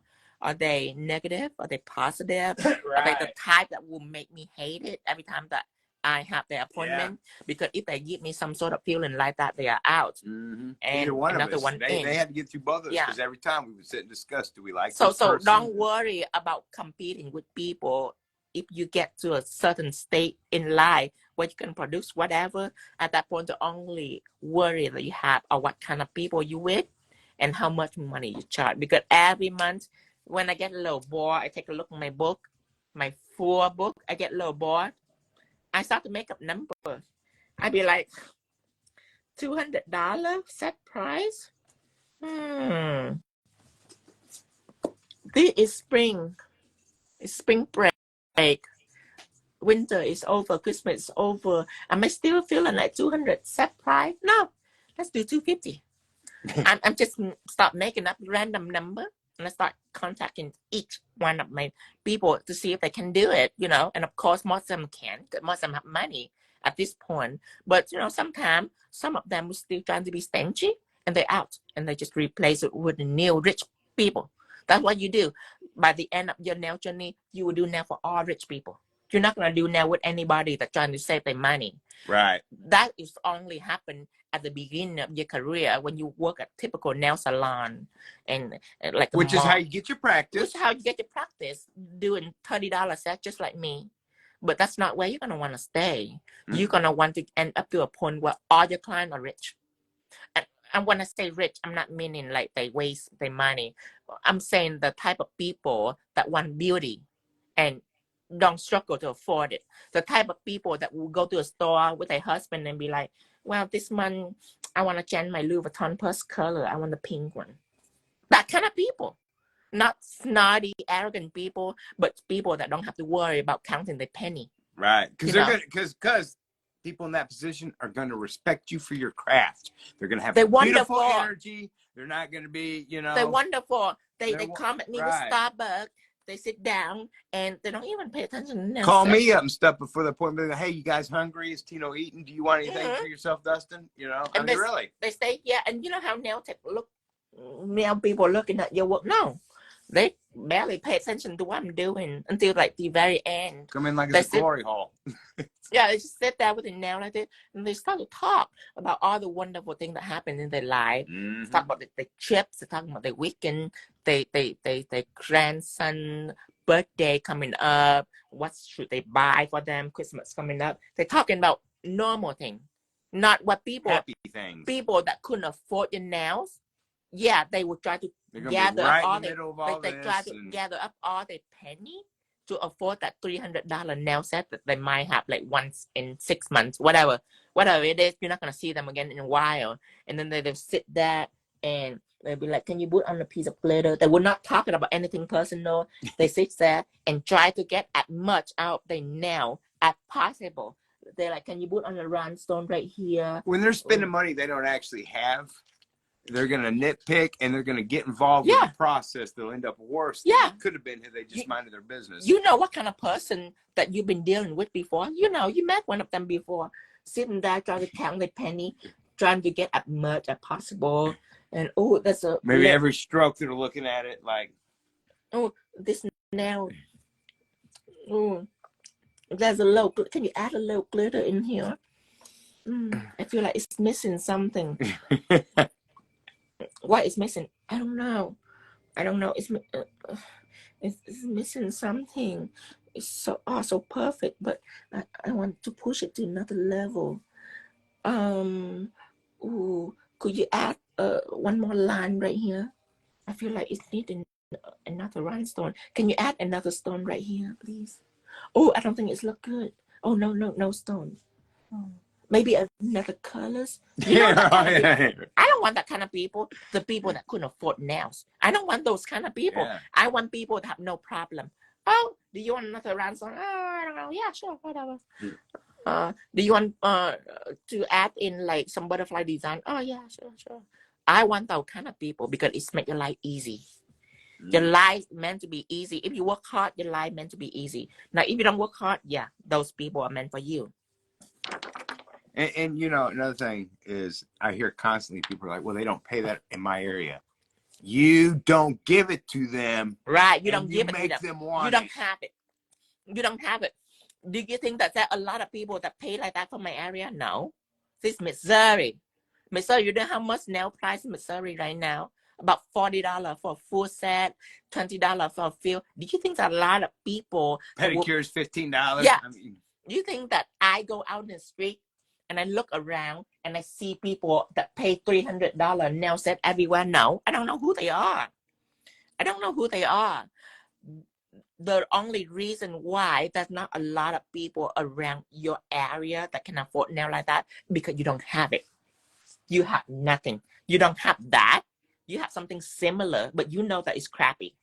You don't have magnificent work, because if you have magnificent work, they fly in. They all come out in the woodwork. We have 4 to 6 hour drivers. They drove 4 one of them 6 hours to come every 2 weeks. Do you think that all of my clients back in the day are from Missouri? No. The moment that they saw something like this that are online, immediately that's people that texting me all over Missouri. But do you think that all of them can afford it? No. I was like, no, get out there, get out. Maybe out of 100, maybe 4 or 5 people can afford it. But I got St. Louis flying into me. I got Kansas City, some driving, some flying. I got Florida. I got Illinois. Waynesville. Wherever they all want me. And they all come because there is a public profile where people can see the beauty that you put out. And when I have money and I'm ready to spend, let's say I have $1 million, right? I'm ready to spend. Do you think that I would take my $1 million into a Coach factory and buy a Coach purse? No. Louis Vuitton, here I come. Do you think that the Coach people will say, well, you know, we choose to sell Coach purse because around Missouri, no one willing to buy a Louis Vuitton purse. So we sell Coach. Well, I have $1 million, but I'm not going to the Coach factory. I am flying to New York so I can visit the biggest Louis Vuitton store out there and I can pick wherever I want. My money is for that store. It's for the store that have high-end product. My money is not for Coach. Coach is when I'm broke that I go to Coach. But now I just want a lottery of $1 million. Louis Vuitton, here I come. Chanel, here I come. Goodbye, Coach. Bye-bye, Coach. So those people that you have in that couldn't afford nails, like couldn't afford $300 now, it because that is all you got. But the moment you got $300 worth of nail set, you will start drawing in people that want it. And of course the people that couldn't afford it still want it, but you're not gonna want them. You're gonna want better people. That is how you know. When we say that, what we mean is their energies, because some people's energies will suck you. There's some people that can afford me. There's some people that can afford me, but I don't want them because they're negative. Right. They're negative. All they're talking about is them, and if they brag too much, I'm gonna be annoyed. Because they're not gonna respect your time. Right. Like I told you, there's 2 types of people that have money. One work for their money, and one marry into it. The one that marry into it, I don't really feel them. They kind of don't appreciate fakish, they don't appreciate, and all they do is like brag in front of me, and it annoys me because I am servicing them. Okay, I am servicing them. I don't want to hear too much bragging going on. I want to hear something sincere, like maybe your family, or your trip, or maybe your hobby or something. But I don't want to hear about my sugar daddy fly me out to Vegas, spend $20,000. I mean, on one day. I don't want to hear all that because I'm not a gold digger. I'm not you. Yeah, it's not. I'm not you. So at this point, you annoyed me. So if they annoyed me, they're also out. I only want people that I love, and there's many different type of people for you. Every day who you're getting ready to see. Yes. I have people that I wake up and like, yes. And I have people I wake up and like, yeah. And they didn't do anything wrong. I just don't like their vibe. So just remember, you want to get to a point where you can control your people who go in and out your life. Because if you can, I have been working in salon before. I don't like it at all. Because when you work in salon where you're not the boss of the salon, there'll be weird people that going in and out, and they are awful. They are absolutely awful. And penny counter, like what I told you. So be very well aware of your nail journey and where you want it to go. Just remember, not everybody will put in as much work. All right. So that is our lesson for today.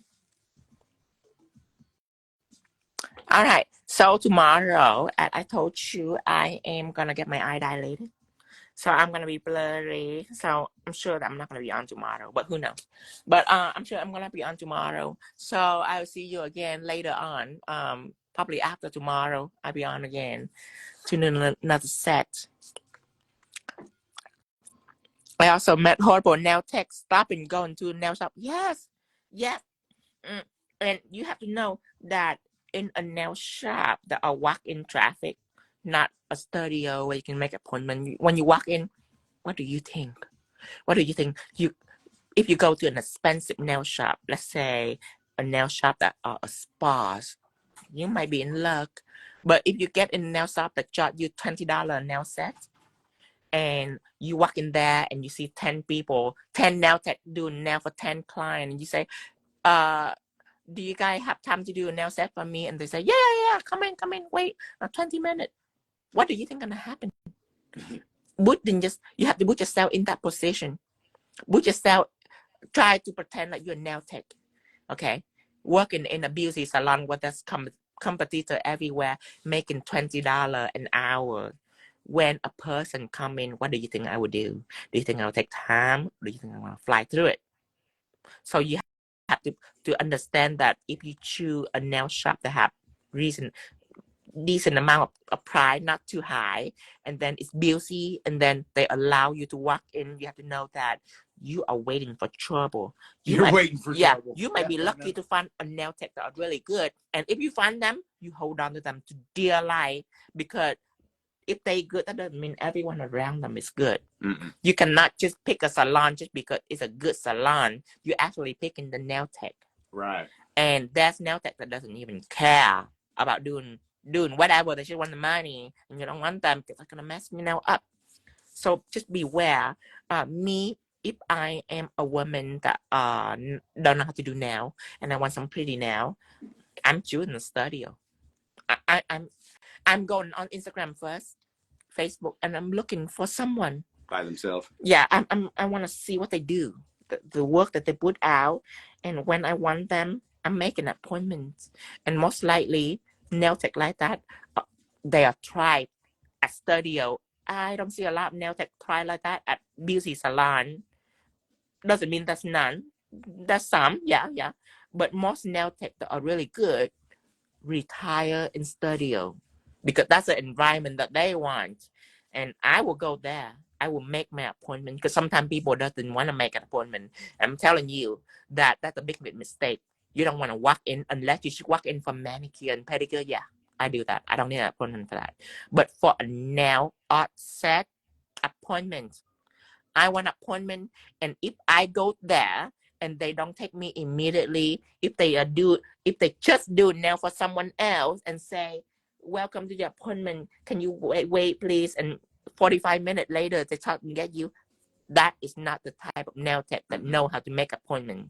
The nail tech that know how to make appointment, they don't no longer take walk-in, or they business appointment based only, because that's how you can control time and the people that you take in.